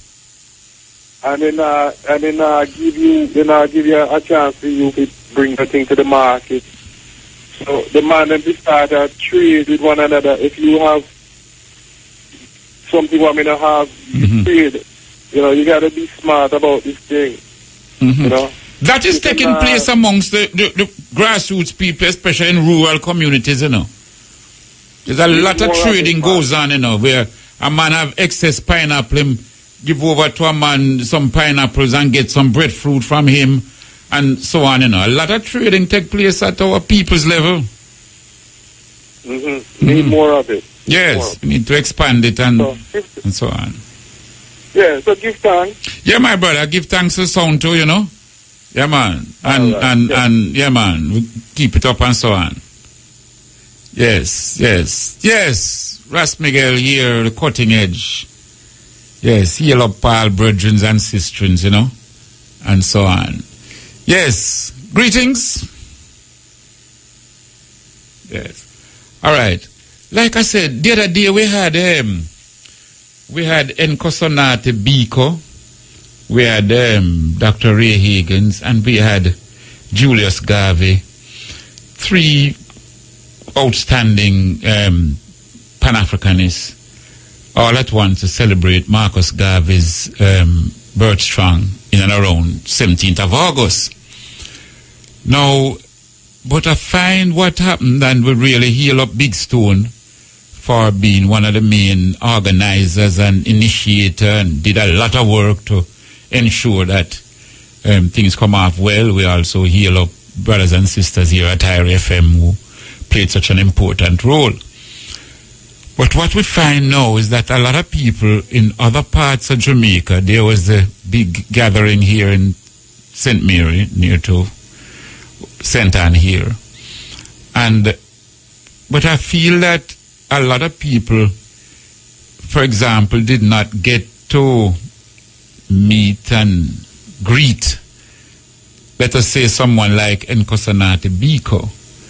And even when he spoke at the function that was put on by RFM and so on, I don't think him spoke for even longer than 10 minutes. It was much shorter.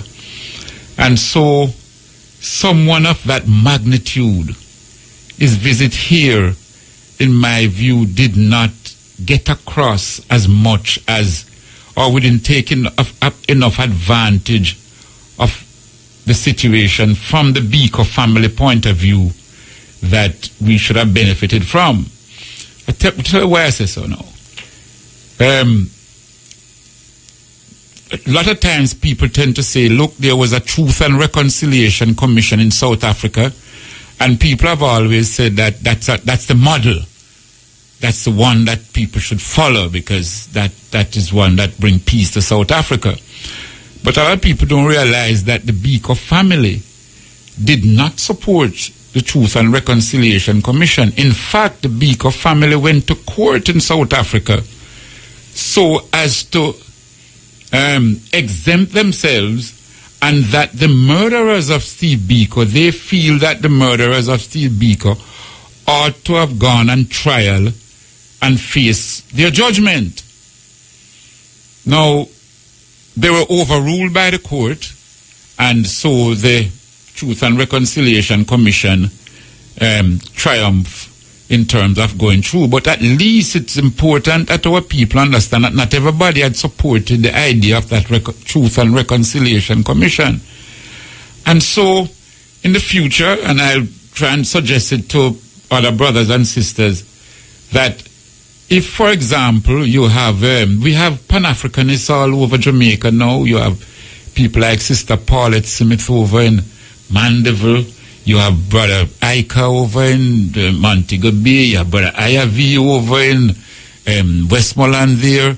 So the whole idea is that when we have powerful speakers and leaders, if we could spread them out.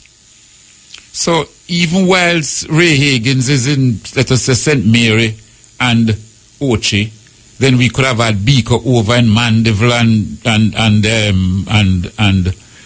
Westmoreland, and then we could have probably Julius Garvey over in with Brother Aymara and company over in St. Thomas. Yes, greetings and blessings. Yes. Oh, right. So that's they spread out, and then people, more and more people will get involved and get the message from these outstanding leaders whenever we have them. Gonna take a break now, and we soon come forward, and more reasoning when we come forward. Give thanks. Give thanks. Tell me something. I did hear you talking earlier about Pinnacle. Yes. And you said the government of Jamaica declare part of it a heritage site. Yes. What does that mean, really, Miguel?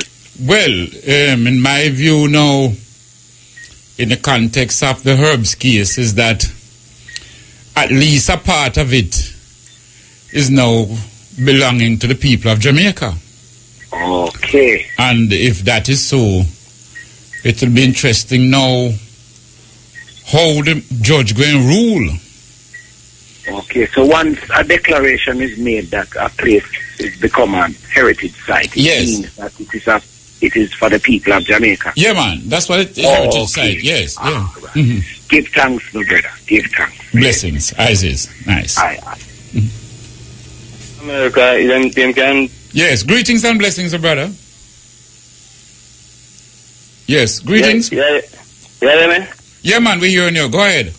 Yeah. All right, me call about the Asian thing right now still. Yes. I want to talk about. Go ahead, yes. All right. You remember in 1941, between 1941 and 1942, the Japanese and American war, Pearl Harbor. Yes. Yeah, you remember that Well, that was during the Second World War, yeah. Right.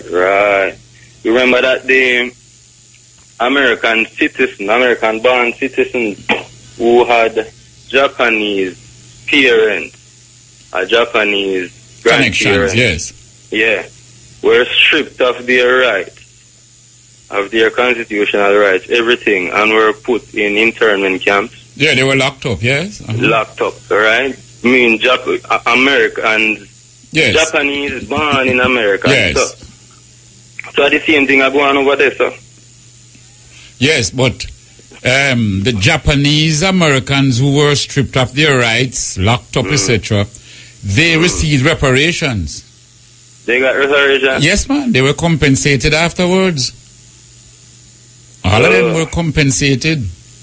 Well, that we've worked towards them. All right. I see him thing I go on to do, you know, Japan work with them thing, we have to work with things, so. Yes. Yeah, man. That the people of Haiti who are being disenfranchised and so on in the Dominican Republic should work towards, and we should assist them in getting compensation for this type of treatment which they are getting now. Yeah, man, for real. And we don't want no more politicians tell about open gate for analysis in Asian. Because Asian are the first black country to welcome all the way after them play. Yes, and also Jamaicans in particular now. In a lot of Caribbean countries you go, Antigua, St. Martin, Tortola, Dominica, a lot of Caribbean countries have a lot of Jamaicans, you know. Yes, because I said through the economic conditions get so hard here, people have had to sojourn in other places in order to make a living. So we shouldn't so quick fear lock door upon people when so much door open to we. Yeah. That's what I mean. No, really I go on. Right now, in order for we curb through the situation, especially with the crime what go on in the country. Yes. Right now, we learn from the Asians them how them keep down for them crime under such poverty, under such strain financially, and then not kill us and one another like how we are doing it. We need to learn from them. Maybe a couple of them to come and come teach we something. Yes. You understand? Yeah, man. Yeah, man. Although we might need communication, maybe teach you a little of the Creole French and the French too. You know, so if them come... Little French patois. Yeah, man. So as after a while, I can say you parle patois. Parle patois. Of course, then North Africa and French and speak, man. So if we can't speak French, that's not good. We can communicate. Yeah, well, you know, knowledge and languages very helpful because, you know, you got places and so, but we don't want to speak it because North Africa speak it, because North Africa also speak their African languages. You know, and we should aim towards learning some of our African languages. What has happened is that, and in when I'm teaching my youths and so on, unfortunately, I have to tell them that the language that a country speak help to decide, help you to realize that that country was colonized by those people. So, if, you know, like Ivory Coast speak mainly French, they know they were colonized by the French. Senegal, again, was colonized by the French, so they mainly speak French there. They speak African languages, but their main language is French. And similarly, you know, those countries that speak Spanish was colonized by the Spanish. Those that speak Portuguese, like Brazil and so, was colonized by the Portuguese. So, in understanding history, you look at the geography, and you look at these things, and it helped to give us certain knowledge. Martinique, Guadeloupe, colonized by the French, they speak French. But in terms of the crime, as you have mentioned, no. What do you think? We could look at it, we could analyze it. We're here in Jamaica, you know.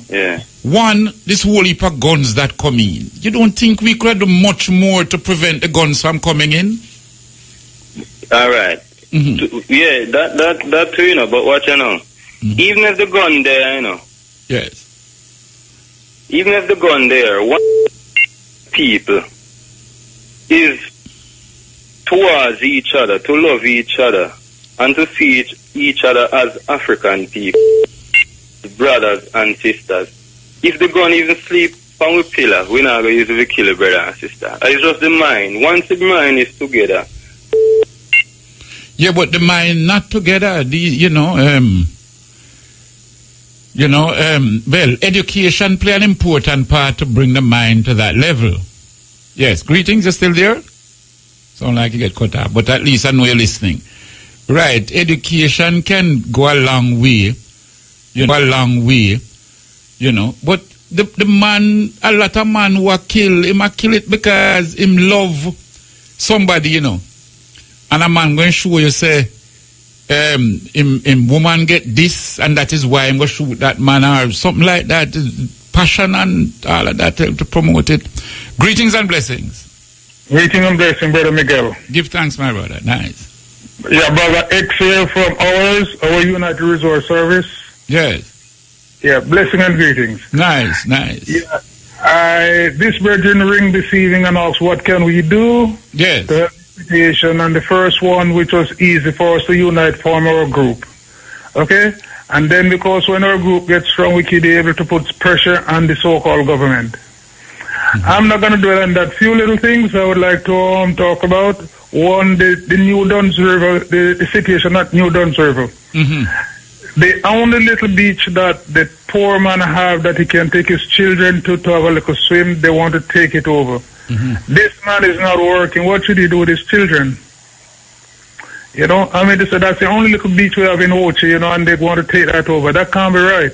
No. Anyway, I see the ministers, and I gotta give thanks for the ministers who is down there protesting. They say we may not see things eye to eye, but I think that's good. We got to protest and fight for what we believe is ours. Yes, okay?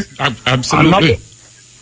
Another one is, I saw an article in the Observer, and this gentleman was talking about slavery in Ethiopia. Fine. He didn't say how long it lasts. He didn't say the condition. Okay? And we know what enslavement in the Caribbean were and how we get to where we are. We cannot give enough thanks to the ancestors for what they have done for us, and I give thanks to them daily. If it wasn't for them, we wouldn't be on radio talking. Absolutely. Another one I saw in the Observer was where I don't know who set the law for these guys who's running the push cart, okay? Yeah. Taking them away is one, Miguel, but mashing them up, okay? Yes. Come on now. What these guys is that they feed the whole family. Yes. And we know what the Jamaican family is all about. Yeah? The man in the ghetto we're talking about now. And you mash up him cat. Yeah. No, but the cat is an industry downtown, So how can you mash them up? Yes, I agree with you. You should, a lot goes into building these cards. And there are some people who build and own 5 cards, and they rent out them cards and things like that. And you mash them up because you want some fear of them. Is that the best we can do? What is this government doing for our people? Come on. The system fails us before we start because you can't take an exam because you can't afford it. Okay? Yeah, but hold on now. It's nice to criticize. What do you suggest that we do now? We form our group and we put pressure on these so-called government.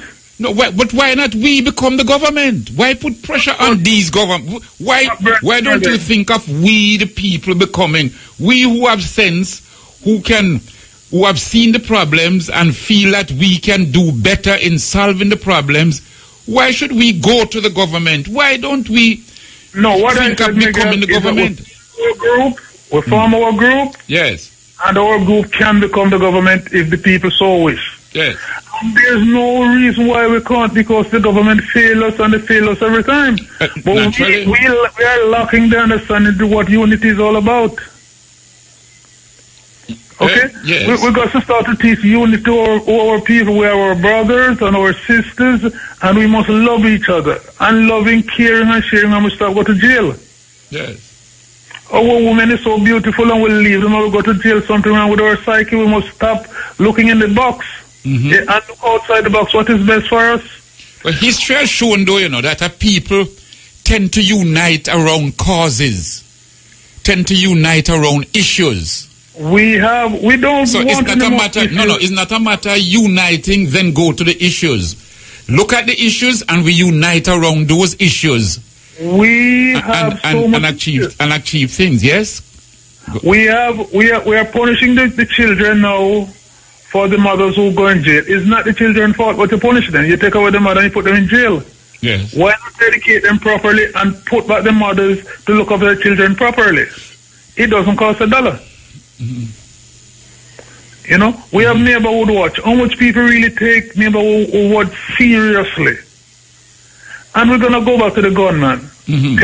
Educate him properly, go in the jail and educate our people properly, and we won't be having the challenges that we are having.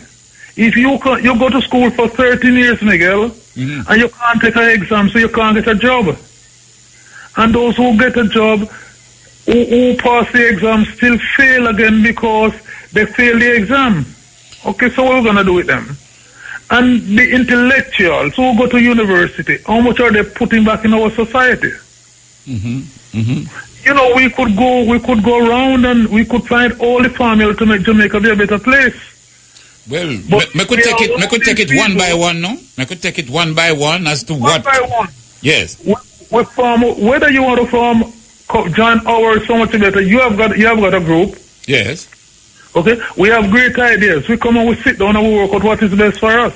But all right, we look at the structure though. Right now, big money play an important part as to who is elected to Parliament.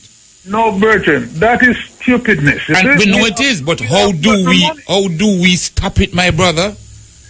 How do we stop it that the man without money but have great ideas and minds and mean the country well, that man should be able to be elected to Parliament?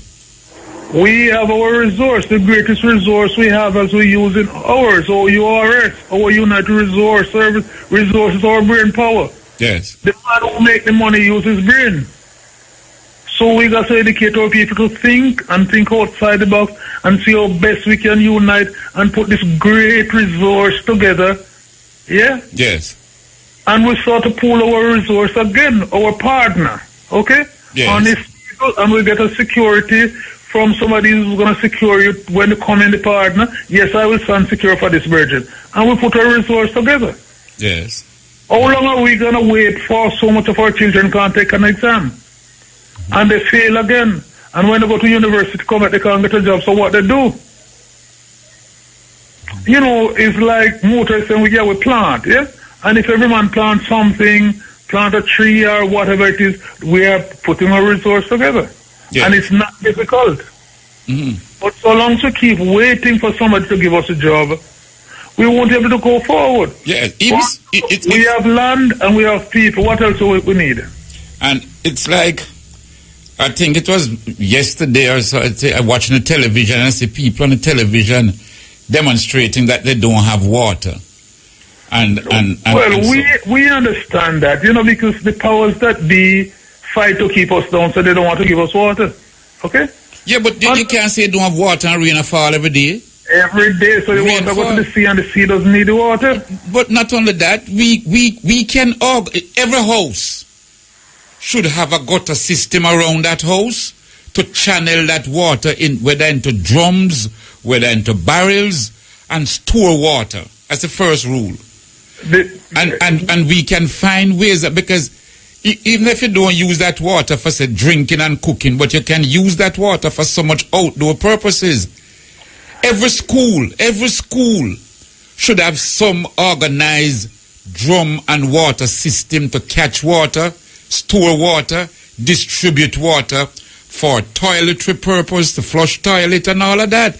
These are things that in other words, we should make water commission beg we to take their water. But we can start with that. And then now, look at other areas. I've always said, when you look, you have... Take your brother Miguel. My number is 396-2382. Mr. X from ours. Thanks again. My card is running out. All right, my brother. Give thanks for the call. Blessings. One love. Nice. You see, people, if we don't... It's nice to say, you know, to say, look, if we unite and we will achieve this and so on. But let's start with some little projects, some little things. We're looking nowadays, a lot of people talking about alternative energy, and we're looking at solar energy. And a lot of people say that the initial setting up of the solar panels and so on is quite expensive. But if you start to come together, let's take some of these housing schemes. Some housing schemes where you have more than 100 homes. And if those 100 homes come together, the cost per unit and per person would be quite minimal. And by that way, you provide your alternative energy for that particular scheme. When you look at now, take for example, you have Woolmer's Boys, Woolmer's Girls, Woolmer's Prep, you have Michael College, Michael University next door. And just within that area, if those schools and educational institutions come together and set up their own alternative energy using solar panel that can supply them, you realize how much they would save in the long run? You see, we have to start thinking how we can make these companies, JPS, NWC, how we can make them come to we. Instead of we go demonstrating and begging them and we need this and we need that. How can we organize our system, ourselves, that they beg us to say, do take some water from us. Do take some electricity from us. We must start now, wake up our minds, brothers and sisters. So if the cost is prohibitive, because per person it will work out high if you try to set it up, when you're in a scheme, 200-300 houses, look how much of these communities, gated and other communities, get together. With the water, you can't have rain falling every day and come and demonstrate that you know no water. You can get drum downtown for buy for $100, set up in 5 drums, raise it up a little, put a pipe cock on one, set it up that when one full of the water go over into the other one, you have a pipe cock. You realize the amount of water you would save every time you turn on that pipe, the meter is running. So that if you can get water without going through that meter, you realize how much money you save and your independence will be greater. And I think that is what Mr. X, who just called, I didn't get all of his numbers, but some of you may have gotten it, that is what he's trying to instill in us. Instead of we go begging them, let them come and beg we. Set up infrastructure. A cluster of schools can set up the infrastructure so that you save yourself millions of dollars and you become more independent-minded. There's no way any school in the country areas in Jamaica should be buying food. You have land. Part of the teaching should be to provide your students with food and with the necessities that they don't come up with that mentality. But we have a type of leadership, and not just in Jamaica, but throughout even in Africa and so on. Beg. You go to the IMF, you beg. That's what you do when them go, you know. You go to the World Bank, you beg them. And so the nation now feel that it is all right to beg, and we saw the begging thing become a disease. But if we had the type of leadership who come to the people and say, look, we have this problem. We want to save X amount of money. We want to earn X amount of money. And decide to work with the people, so much things would be in a much, much better situation. And it's along those lines we have to start thinking, brothers and sisters. I see people with river run almost through them house. River, the river. I don't know if people don't realize that the water with them getting in the pipe is the same water we fall. It's just that you're getting it through the pipe as compared differently if you set pan and catch it, or if it go by the river and thing, or if you set up a little water system that some of that water can channel into your yard and can water your plants and water your garden and so on. It's the same water, you know. It's just that you're getting one through the pipe and you get one directly. And I thought the one you get directly, at least you're sure of what you're getting. As to the one indirectly, you do know all the things that put into it and may be harmful to us. So it's about time now. That is where things start, brothers and sisters. And that is the level that we have to start to think, and gradually. And like we said, instead of going to the government, start to think how you yourself can be the government, participate in the government process, and can bring about the changes that are needed. It's along those lines that we really have to think now. Yeah, man. Greetings and blessings. Greetings, brother. Yes. Give thanks. That's a make a little one talk for your program still, you know? Welcome, man. Welcome. Yeah, we're talking about the ganja commission. Yes, the decriminalization plans and legalization and so on, yes. Yes, and I just want to say this. You see, the Jamaican government is the same people, you know, that make for us youths, you know, become criminals. Yes. Because by charging a man for a spliff, you know, when you see, you know, it goes on his police record, you know. Yes. He's and fingerprinted, then, you know, and it's recorded, and it takes 7 years before he can apply to expunge that records. 6. Yes. I think. So look at this now. In that time, it's not going hard for that man to find a work. Of course. So how it's going to work out, you know, if that man, you know, have a family to feed and so forth. He has to wait 6 years for that. And it affects him schooling too. It affects sometimes some universities. Sometimes it affects his traveling and all of that. True. So, you know, and so forth. So, you know, these are the type of things that we need to demonstrate and work towards bring about change. That is true, Brother Miguel. Yes. Yes. So tell me something. Do you know of anything when in this decriminalization? Yes. How will it go with your criminal record? Will the persons that has already No, you wouldn't be fingerprinted if it's decriminalized. Yes. You wouldn't be fingerprinted and you wouldn't have a record. You could still pay a fine, but it would be considered a civil fine. So what about the previous problems that you may have had? That has things like that. This is why I'm asking that we want ideas coming from everyone around. In other words, do you have an amnesty at some point for all those now who have had previous problems to say, well then look, we are going to just en masse expunge all records. You see what I mean? Yes, and then so everybody have a clean slate to start with. True. So do you know of any of this talk being mentioned in the... Well, we if you push it, you know.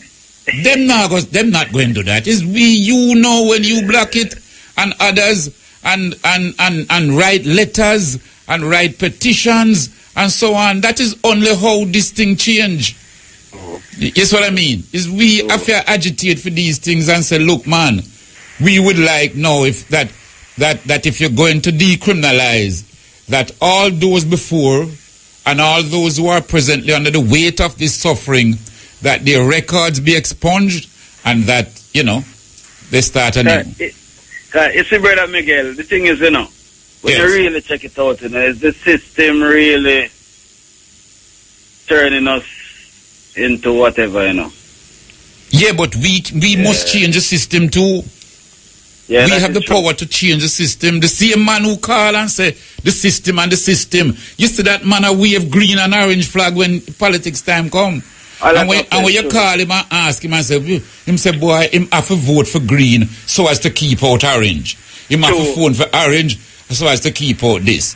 And so on. So I say, but brethren, is them a keep you under the yoke of oppression? Right. Yes. But it's the mindset, you know. Yes. It's the same programming, you know, that is being used all around, you know. But it's just we as black people forget up and say it's not right, you know. True.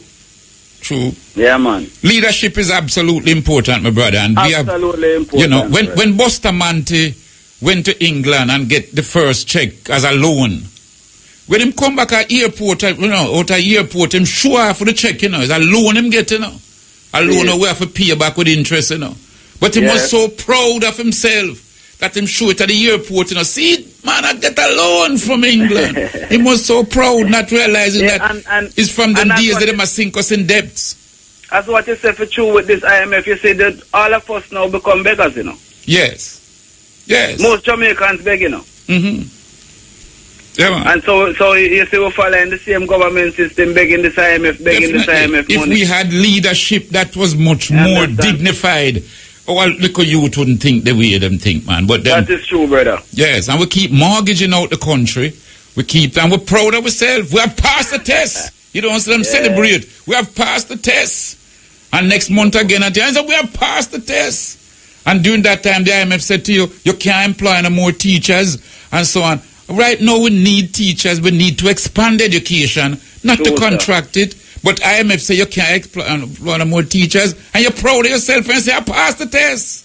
True. But it will happen, my brother, if we don't think of solution and changes. Yeah, that is true. We have to really stand up, you know. Yeah, man. But as the good book of Marcus say, you know, we won't know ourselves until the back is on the wall, you know. Well, our back has been on the wall for so long now, and we still don't know ourselves. And we still don't make a good move yet. Ras Miguel? Yes. We back up again. Give thanks, man. Give thanks. Blessings. Give thanks, man. Nice. Yeah, man. So, I hope even those who don't call realize we have to go, brothers and sisters. You know? We have to command the black spaces. We have to be the one. And a university can play, this is what a university ought to be. Whichever university, it must help to encourage, steer scholarships, learning, research in areas that are beneficial to solving the problems of the country. It's absolutely important, you know, and we need to do our research, write our books, and provide that knowledge for the young ones coming up that they can read, learn, and be much more enlightened and can make a difference now to nation building. Yeah, man. So we'll take a break now, soon come forward. Yes, yes. Lovely music. I could get a little more of that music, you know? Yeah, man. This one is for all the brothers. You inspire me. You're truly. Enough time, you notice, you say, mothers. You don't say mothers. When I say mothers, I mean like mothers of children, you know, and so on. You don't say mothers unless them really in a certain situation, but them tend not to go into places and quick for buy box lunch and box food and so on, as much as the man them do. Something I noticed downtown. And you see, with a mother now, even the evening time she'll go home, so she'll stop. You know, you can get cabbage, sometimes $40 a pound, $50 a pound. You can buy 2 nice cabbage. You buy a piece of yam and so on. So mothers always think of that $300 or $400 for that box lunch or that box food. Could I buy so much things now that we could have feed even 5 children, 4 children plus mommy and so on. So these are the type of things where, you know, a man come to you and him say, gas a full him up, gas. And you say, but brethren, you just get paid 2 days ago and gas a full you up already, man. What happened? You know, you don't buy 2 pots, you know, and you can buy so much little things and you cook up in the morning and eat some, and then you can eat some little later and all of them things. There's some little dignity that we want to bring out, you know.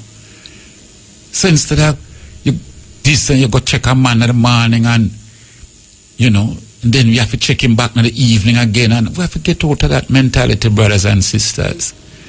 You know.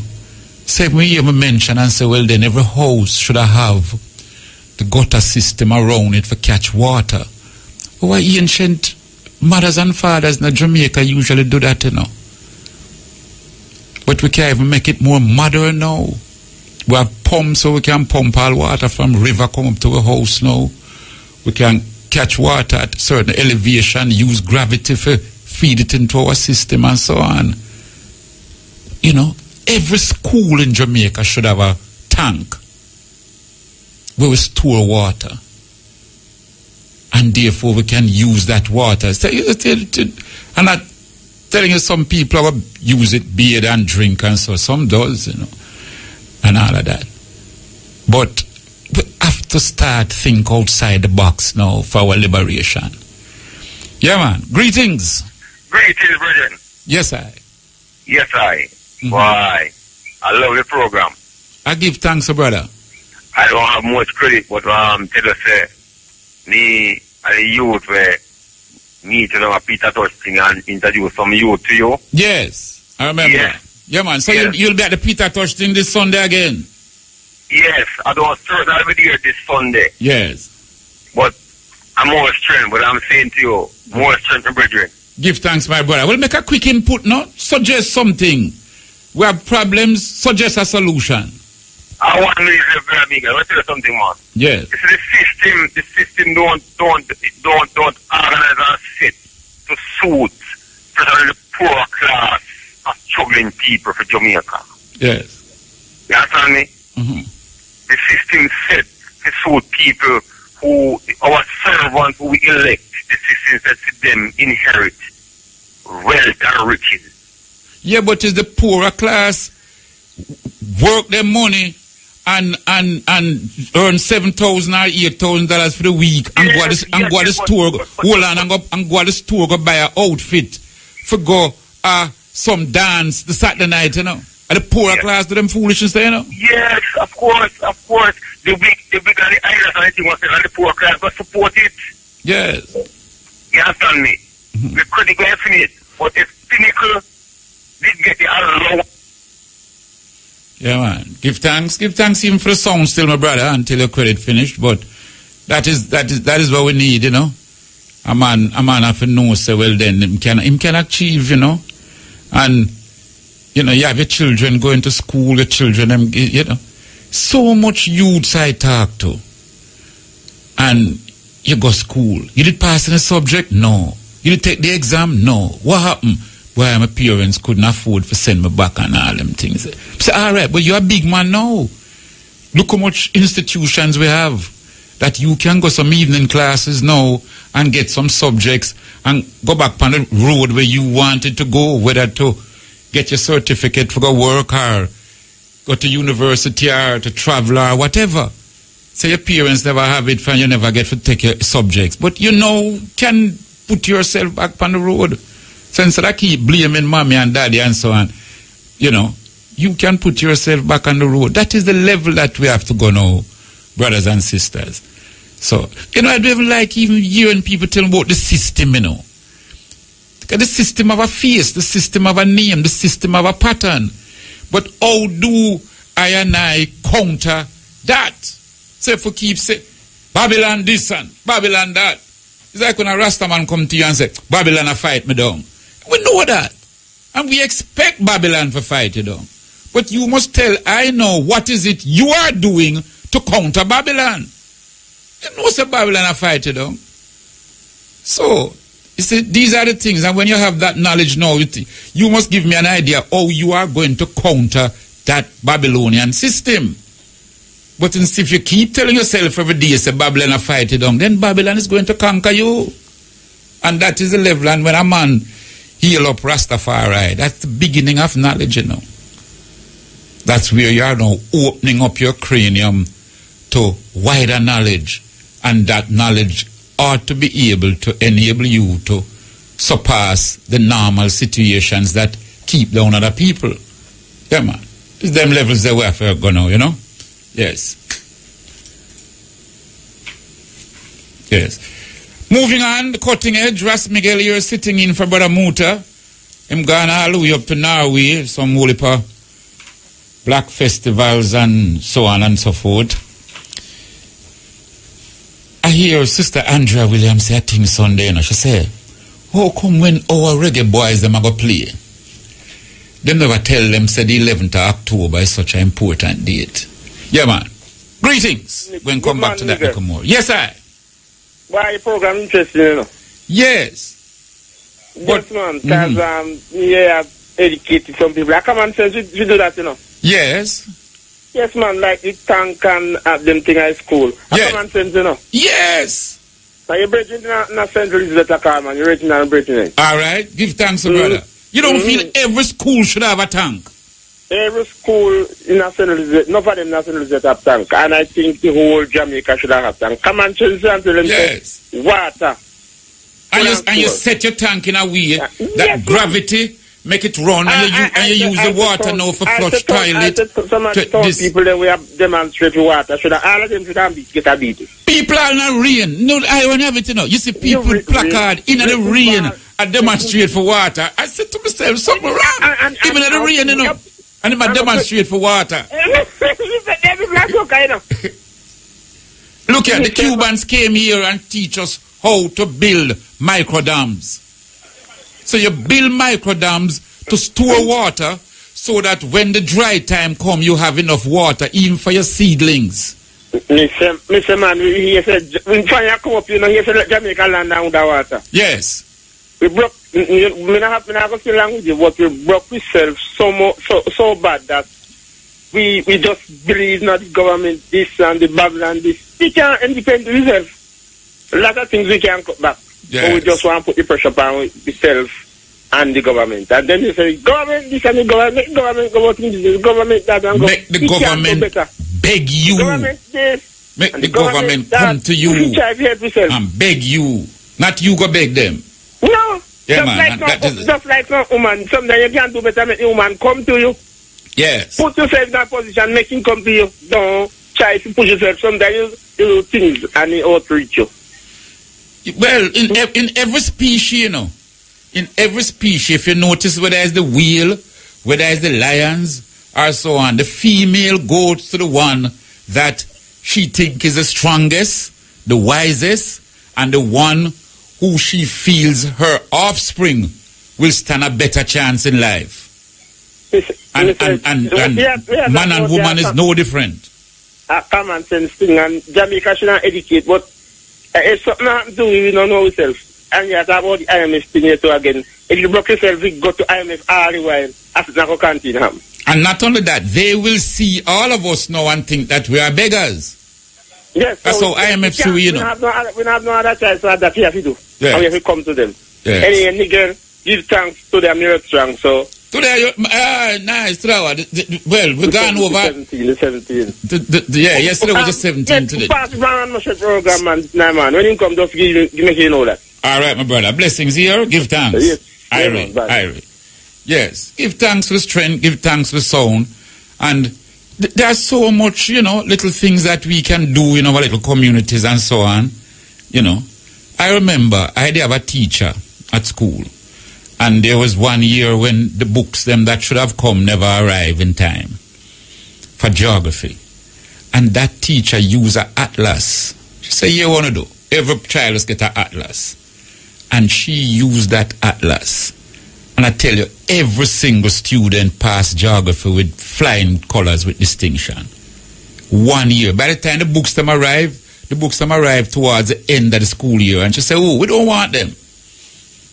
And every child I remember in that geography class did very, very well. She just said, every single one of you get an atlas, and so on. And, you know, so this is how we will have to prepare ourselves. Most of the time, the man beside you will, the things where my ball boat, you say to him, say, brethren, you have a course, you can't live without it. The thing you ball and complete, you can't live without it. You know? And if you have a nation now, we have serious problems on the road. Accidents, left, right, and center. People are drive, overtake, madness.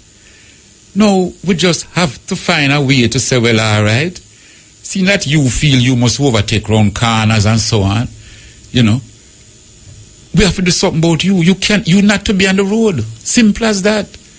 If you go and rake up 150 tickets, you shouldn't be driving not even a foul. Because clearly you have no regard for the liquor system where exists that we are trying to regulate how people drive on the road. Much less to be carrying children. So each school, and you go and have buses carrying your children, and you don't check out these drivers. Because the reality of it is that a whole heap of them buy them license. And them driving upon the road like mad people.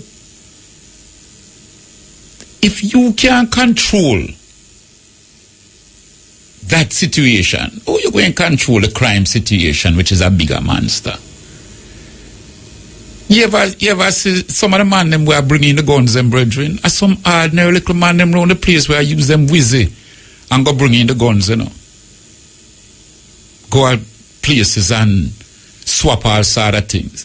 The other day I MP on a program say, boy, them don't encourage the ganja thing because them going to use ganja for go get guns. They use all sort of things. There was a time, I don't know if it's still a continue, where boats were seen carrying away television sets, DVD player. Them say going to Haiti to go exchange. I said them say because Haiti gets so much bad name. That's one of the time I wonder. And they are going to Haiti to exchange these items. They said some of these items were stolen and they were being taken abroad over to Haiti to exchange for guns. Because at the time they were saying even donkeys were being killed and so on, and the meat was being taken to Haiti to exchange for guns. So people find all sort of ways and means. But if we now get to the root of that problem, because the reason why people trade in guns is because guns sell at a fairly high price and it goes fast. So people will trade in it. If people, there are many other things, if people know say high price and so on and it go fast, they will trade in that too. Stoves and so on. The gun, that is the attraction at the moment. So, you know, for example, if Haiti is the source, I am certain the government has not been training. You don't train even some of our investigators and some of our police. Train them for speak French patois. So that when they go to Haiti, you send a man go Haiti for go find out the source.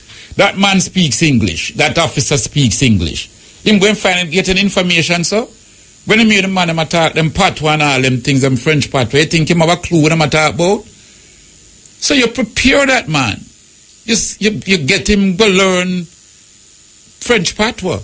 So that when he goes to Haiti now and he's working undercover, him can get an idea what the people I'm talking about. These are the strategies, brethren. Like the brethren just call and say, it's common sense. But we don't have the type of leadership that is, in my view, genuinely operating to prevent and solve these problems. I don't get that feeling at all. Don't get that feeling. Yeah, man. So, marching on. As we move forward now, I see the other day I read newspapers. I see this problem now with them claim that the transport situation and that party bus and at the transport center and so on. And I keep saying to myself, you know, that how children go and hang out, Nothing wrong with that. Nothing too wrong with that.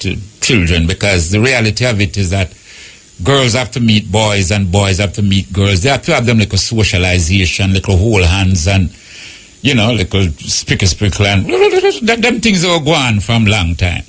But how do we now draw the line that it don't get out of hand? Because when you hear about party bus and the behavior on the bus and all of that, now clearly that gone overboard.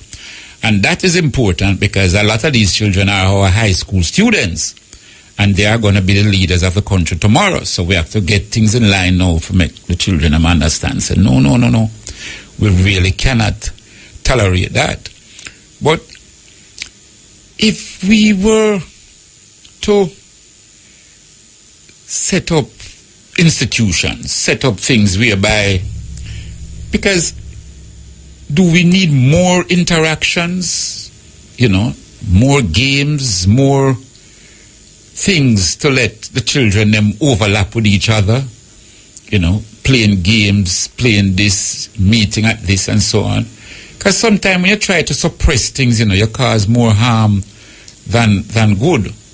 And like I said, I don't see nothing wrong if children go in. That nowadays I'm going to call it hangout. Not necessarily, that them hanging out, but them going to find ways on me, whether at the plazas, whether at the different places, and them chit-chat, and so on.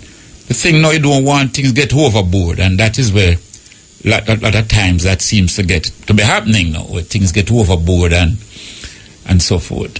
But again, if all the parents know what their children are doing, go to the PTA meetings, go to the school. I've always said that if your child go to a school, you must have the cell number of at least one teacher that teaches a child. That you can at least buzz that teacher every now and then. Not to do it too often. Don't call at midnight and say, teach, how was it today? How was my child behaving today? And some little things that the teacher can tell you, and say, look, him wasting time, him farming the fool. I didn't see him today, and so on and so forth. You can say, what? You mean you never see him? Him leave home, same gone to school. Say, no, I never see him today. You must have a link with at least one teacher. If you can have a link with even more than one, good. But not everybody will give out them numbers and so on. But at least, that you can relate to that teacher one-on-one and get an idea of the progress of your child, whether a boy or a girl, at school and what they're doing.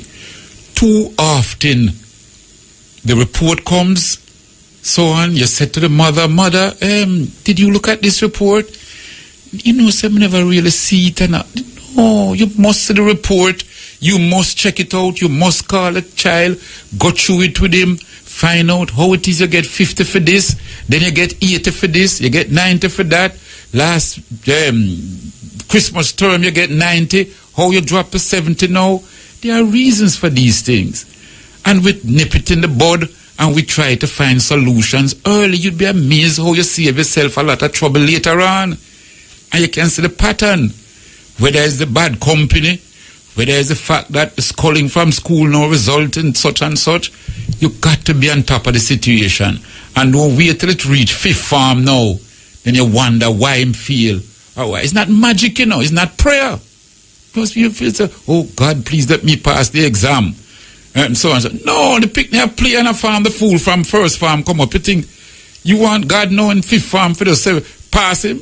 No want him doing nothing. Oh man. We have to have that more scientific approach in finding the solutions. And therefore, when the child reach certain farms and so, you almost can be certain that the child will pass 8, 9, 10. You talk to some children and go to school. How much subjects you taking? Fifth farm. No, them say, I'm not prepared to take it. Next year, them would take. They know the child reach fifth farm. So, these are some of the problems that gradually, that we have to solve and so forth. We're going to take a little break now, soon come forward. Every time I come on any program, she say, Miguel, you must read the words of Marcus Garvey every time you come on the program. So I promise her, so I don't want tonight run out and I don't read nothing from Garvey. I'm going to read this thing that everyone, I think, about this crime problem, So crime and criminals. This is what the Honorable Marcus Garvey said.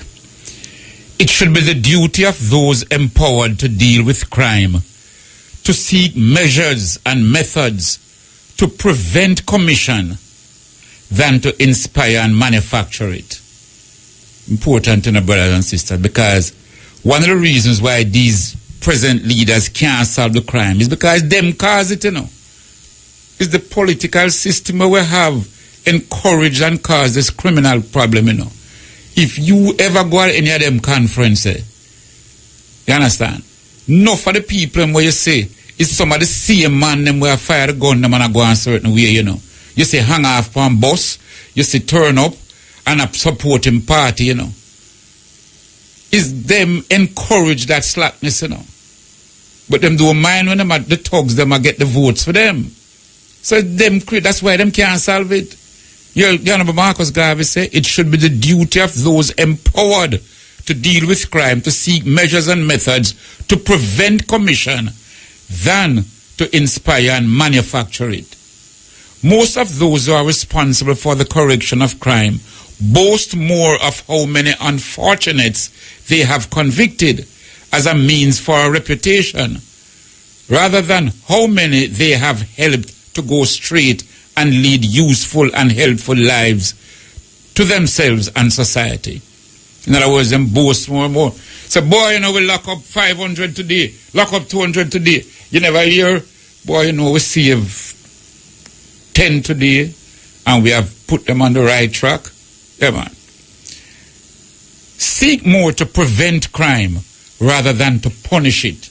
And Marcus Garvey is saying, you prevent rather than to punish it.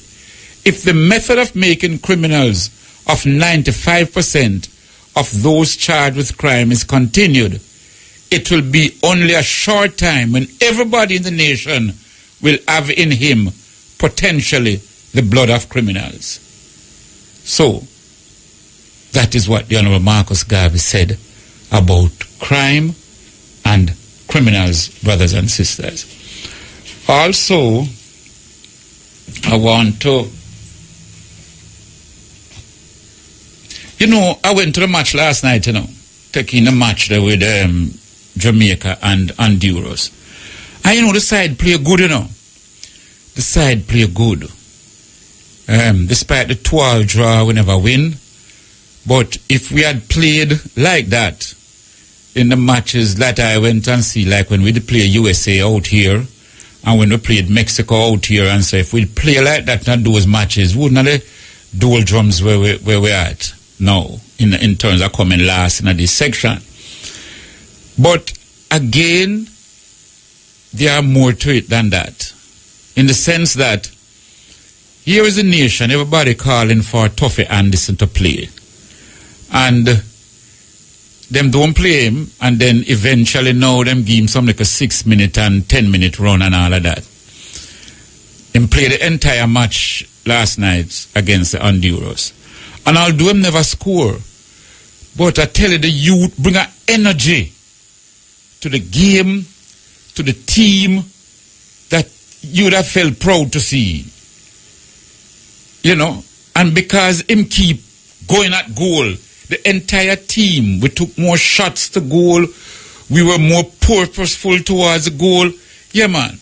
And you wonder now, why have a local league when the persons who star in that league can't make the side, or have to struggle, people have to demonstrate for him to make the side?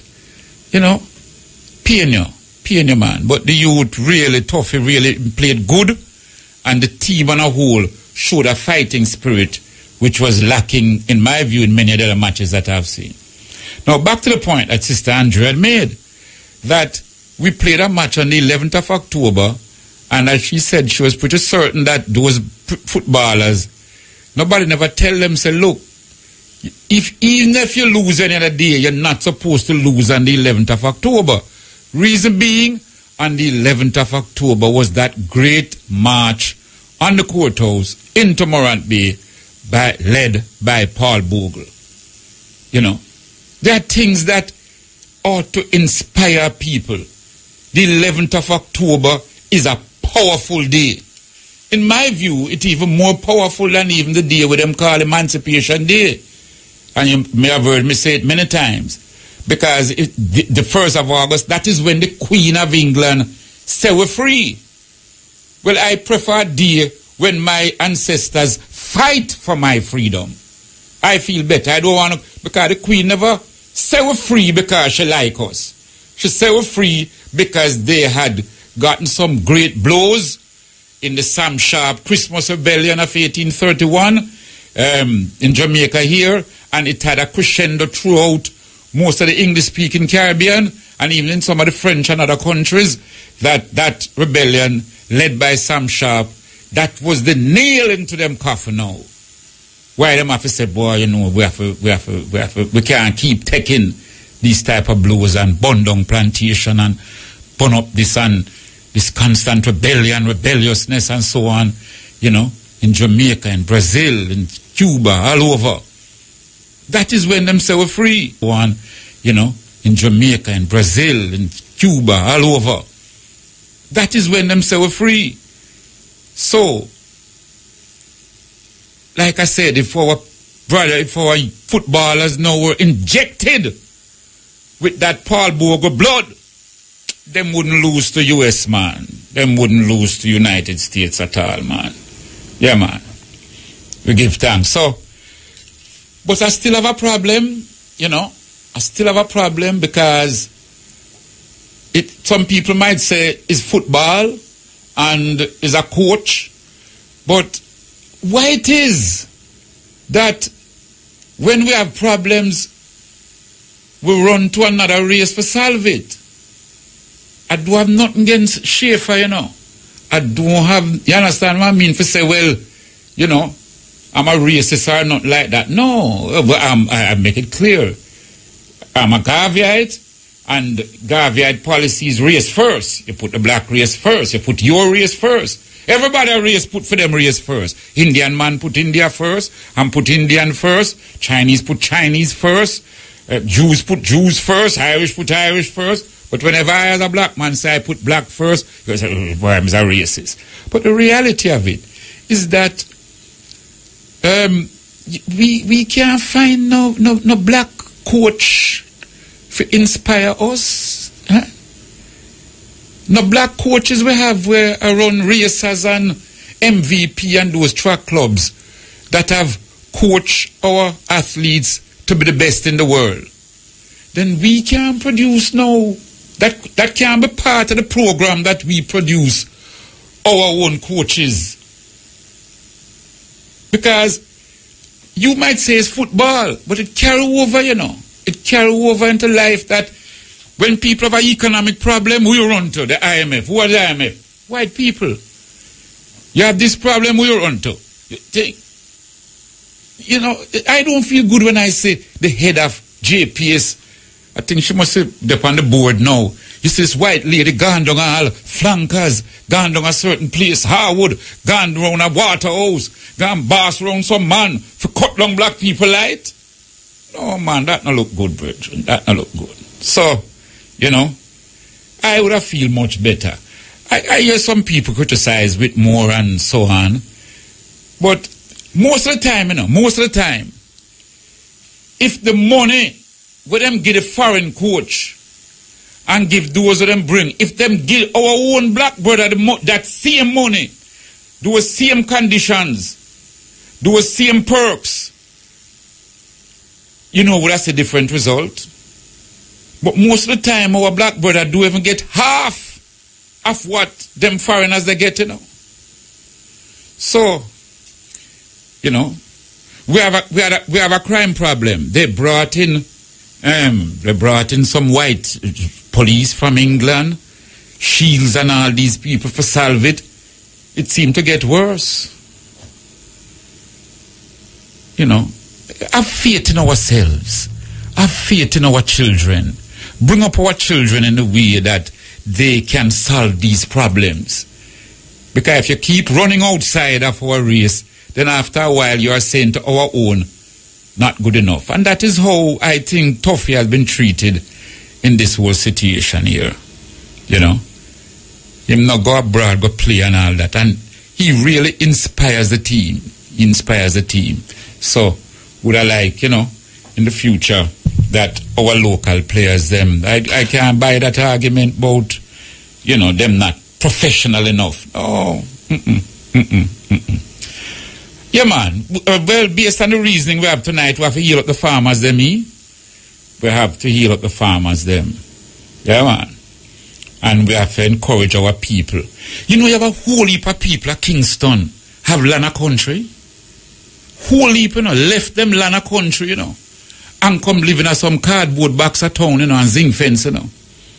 I talked to a bridge the other day, and the man told me, say, I have 5 acres a country, and him there town every day, be a pest to himself, pest to people, pest to everything. 5 acres of land, a whole heap of land in a brethren and sister. And you have people left them land a country and come a town. You know. No, man. Yeah, man. I heal up the farmers, them, you know. And I know coffee time now. Whole heap of picking of coffee. Something I like, something I do. Yeah, man. You know that coffee is the second most traded commodity in the world? Yeah, man. And I keep saying to myself, if that is so, how come our Jamaican coffee farmers don't get better remuneration for them crops? And you see that whole coffee board situation, it have to go change up. Because most of the Jamaican coffee which is exported, it have to go through certain people, and the middleman benefit by far more than the farmers will grow it and so on. Yes, so we have to do something about the coffee business. I remember the coffee board boast one day upon radio and say, you don't notice, you don't see nobody bring coffee down at Coronation Market and sell. You won't see that, you know.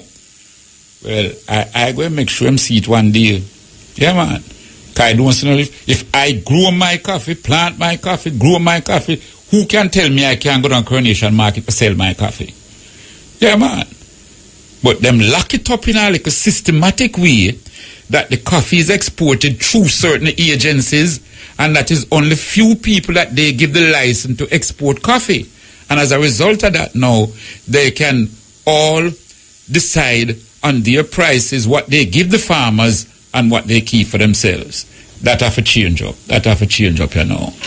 Yeah, man. So, we give thanks. We're there. We're just sitting here tonight for Brother Muta.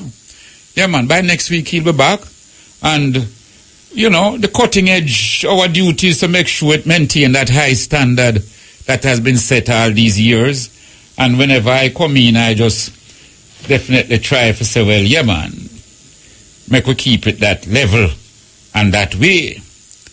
And just like how we started out with Haiti, we started out with Sister Martha, because that situation is not something we must push under the carpet. Because like I said, today for you, tomorrow for me. So them treat Haiti that way, them not say Jamaica are different. No feel no way for think them, when them guys have met them plans, them say, we are different. Approaching the city, they encountered a Negro stretched out on the ground, having no longer but half his clothing. That is to say, blue canvas underdrawers. The poor man was missing his left leg and his right arm. "Oh my God," Candid said to him in Dutch. "What are you doing there, my friend, in the horrible state in which I see you?" "I am waiting for my master, Mr. Van der Dendor, the famous merchant," replied the Negro. "Was it Mr. Van der Dendor," said Candid, "who treated you this way?" "Yes, sir," said the Negro. "It's the custom. We are given a pair of blue canvas drawers twice a year for clothing. Then we work in the refinery and our fingers gets caught in the millstone. They cut off our hand. When we want to flee, they cut off our leg. I found myself in both these situations. It is at this price that you eat sugar in Europe. Well, sugar take time to go out of style now, but it is at that price that they enjoy a better standard of living than us. Start to think outside the box now, my people. Instead of growing the cocoa that somebody drive round and buy the cocoa from you very cheap, send it off, then you can buy the chocolate which is made and brought back here because it's too expensive for you. So, with modern technology now and things where you can go on the internet, you can you can buy the things them, why not people in a certain area pull the cocoa together, make our own chocolate tea, make our own chocolate, and so on. So by that way, we find employment for people, value added, we earn more from our cocoa. And this goes right throughout. Instead of we buy aloe vera juice made somewhere, distributed here, when we have so much aloe vera, I mean, we don't need aloe vera, water, and we add to it a little thing and thing here. We no must can make better aloe vera juice. Plus it no really tastes like aloe vera juice, you know. Value added. Think outside the box now. Don't just get up every day and, why, you know, life hard, things poor, things hard. How can you together make it better? So, we're going to run out now with a little cherry natural. Yeah, man. Yes. We'll have little cherry natural as we run out. Yeah, man. This is a sister that I've always admired. Tired for dip on the battlefield of fight. Me a go take off the army fatigue.